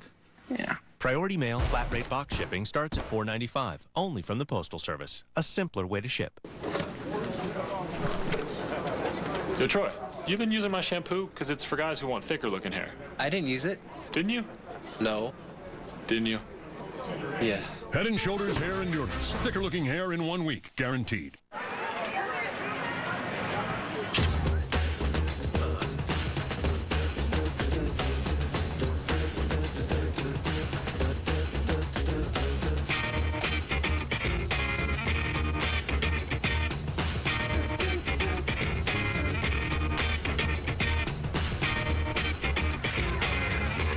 AT&T and BlackBerry have teamed up to keep your business moving. Introducing the BlackBerry Torch. AT&T. Rethink possible. Folks, Applebee's 2 for $20 is better than ever this season. That's right, Boomer. Applebee's 2 for $20 is stuffed with more flavor, like Florentine ravioli with chicken. 1 appetizer, 2 entrees, $20. There's no place like the neighborhood. Open until midnight or later. ESPN's college football is presented by Cars.com, where confidence comes standard, and in part by Devil, from the mind of M. Night Shyamalan. This Friday, Devil. Ohio State's Cameron Hayward and the defense did their job on that last Miami drive. And 36-24, Ohio State with a lead, the ball, and 7:31 away from a big early season win. And nice job by Miami and Colin McCarthy to drop Brandon Sane for a loss. We talked about what are some of the trademarks of a Jim Tressel team in the Ohio State program. They don't beat themselves. They're solid in the kicking game, play solid defense, and field position is usually a big part of their success. Today, this is Ohio State's 14th offensive possession.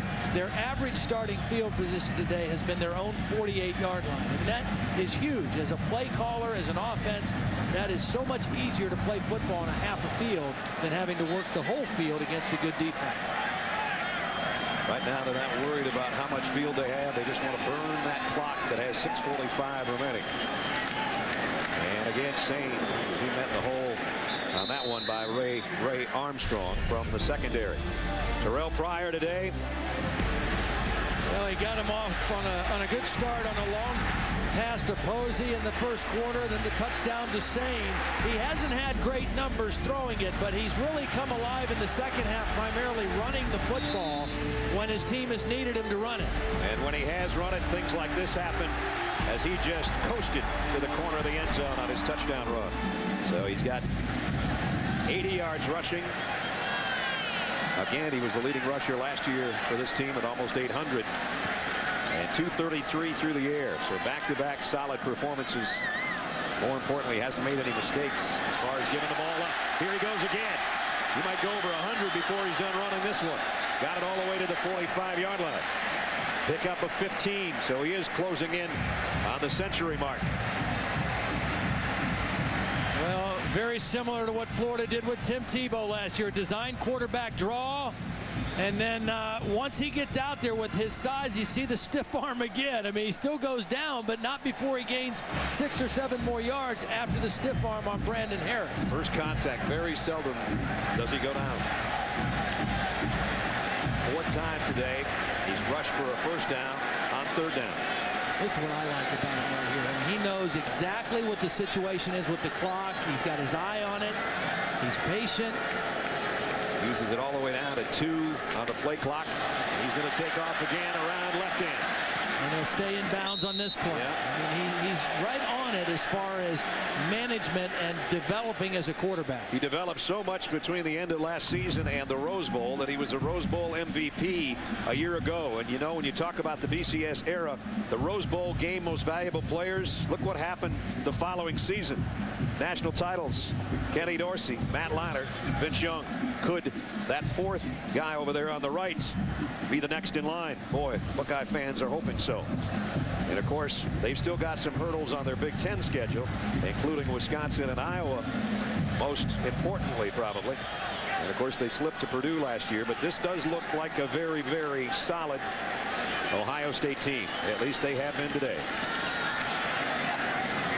And I was talking to Ohio State's quarterback coach Nick Siciliano before the game about Terrell Pryor, just saying how much I've noticed his change fundamentally, mechanically. And he said, you know, thanks for the compliment, but it's really a credit to Terrell. I mean, he has worked really hard to perfect his craft, and he has really taken it upon himself to develop as a quarterback. And it shows. I mean, his just demeanor, everything about the way he's playing the position right now is pretty impressive. Well, the difference from not only a year ago, but if you go back 2 years, it's just dramatic how much better he is, how much bigger he is, and how much work he's put in, as you said, to become more polished in every aspect. And right now, he's doing a great job leading the troops on the run here.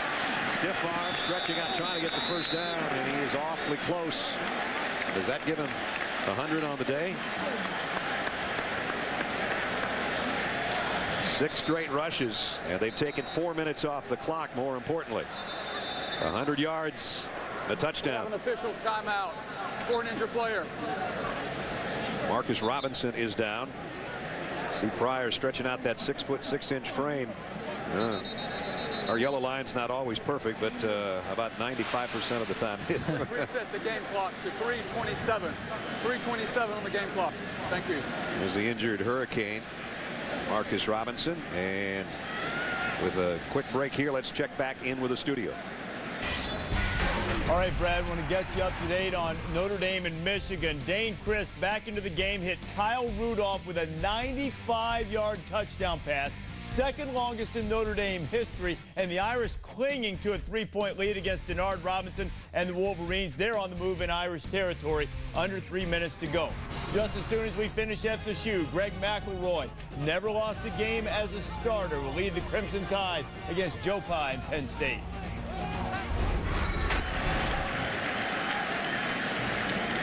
And here, 3:27 is all that's left, and Ohio State in command, leading 36-24.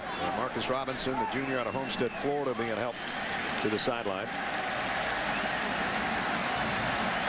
Meanwhile, Miami, their first charge timeout of the half. It is a 30-second timeout. Miami takes a timeout here. Well, coming in about 3 hours and change ago, Todd and I were saying when we came on the air, big intersectional battle, which there are several of today, including Florida State and Oklahoma, Penn State and Alabama and some others. But now the Hurricanes are going to know in 3.5 minutes the only thing they can do to get to Fiesta Bowl, barring a major turnaround in this game, is run the table and then hope to move back up the polls and that they get a lot of help. Ohio State knew the same thing coming in. They lose this game or they slip up somewhere in the Big Ten schedule, your chances aren't very good. And Miami, they got some tough games. Still out of conference. They got Pittsburgh for one thing, and then at Clemson. So they got back-to-back road games, and then their annual rivalry with Florida State. And you see the rest of the schedule. Virginia Tech lost today, so did Georgia Tech. So it hasn't been a good day for the ACC. It's not getting any better if this lead of Ohio State holds in the last 3.5 minutes. 4th and a yard, and Terrell Pryor has it. Well, you mentioned the ACC. That's the other thing working against Miami a little bit, quite honestly, is even if they would run the table, does a one-loss ACC championship team have as much weight or as much clout as a one-loss SEC team or a one-loss Big Ten team? I don't know at this point. Even though the coastal of the ACC looked like it was loaded, North Carolina, Virginia Tech, Georgia Tech, they've all lost already. Yeah. So the BCS titles have belonged in the SEC 4 straight years and 6 times overall. And Miami may go on to have a tremendous season, but they knew they were in for a buzzsaw here in the Big Ten today, and Ohio State was equal to the task. The turnovers, the biggest story. You take those out of the mix, and who knows, but you can't take those out of the mix. And when you're -4 on the turnover margin, it doesn't help the cause. And those -4s were that young man. Not always his fault, though, that's for sure. Start your engine.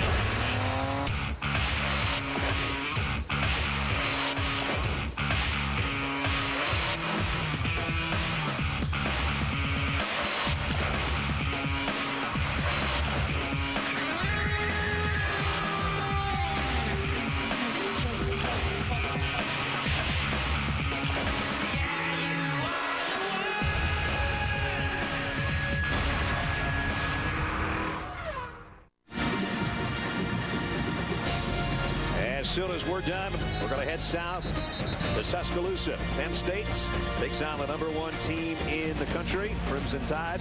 Number 18, Penn State. #1, Alabama. College football available on TV, online, and on your phone. You can go to ESPN.com for more information. Ohio State, I mentioned, they've got a couple of really tough road games coming up on their schedule. We'll show you that in just a second.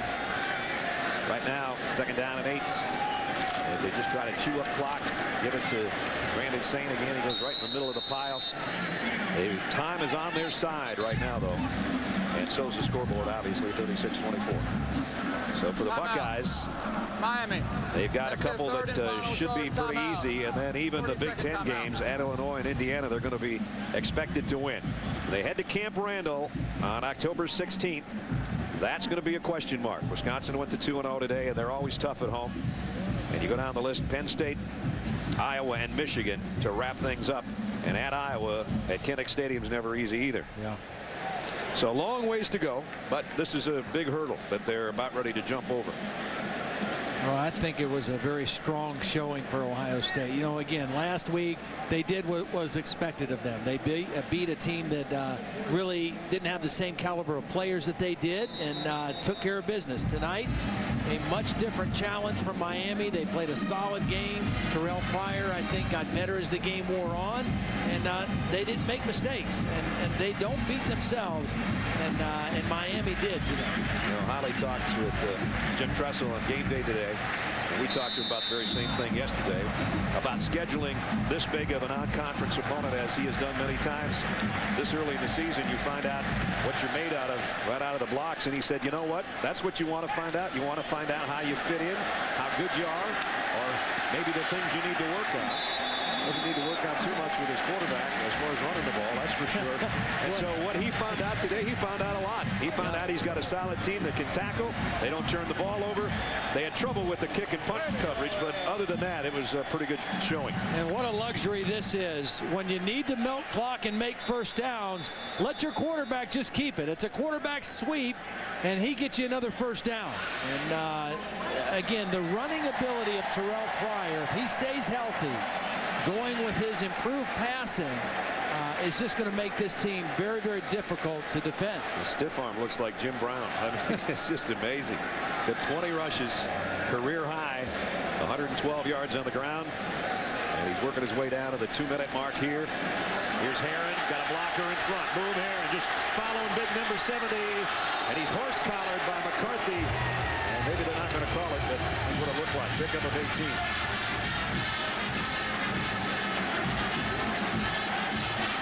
He had big old Brian Browning out there. And tried to hide behind him, did he? Just kind of kept just got to get behind him. Boom, and Boom said, I'm going to stay behind you. I'm going to grab you by the rear end and just keep leading me, big fella. Ohio speed. A lot was made about could Ohio State stay with the speed of Miami. They've proven they can. And they got a first and goal here. Now this is class by Jim Tressel. He's not going to go for any more points. He's going to victory formation here with 1:37 and counting. And out of respect for Randy Shannon and sportsmanship. That's the way it's supposed to be. Absolutely supposed to be this way. You don't have to worry about the score and style points when you're Ohio State and you play as solid as they just did at home. You take the 36-24 over the 12th ranked team in the country. Take off your headset. Put the win in your back pocket. One that will be his 96th in his 9+ seasons here.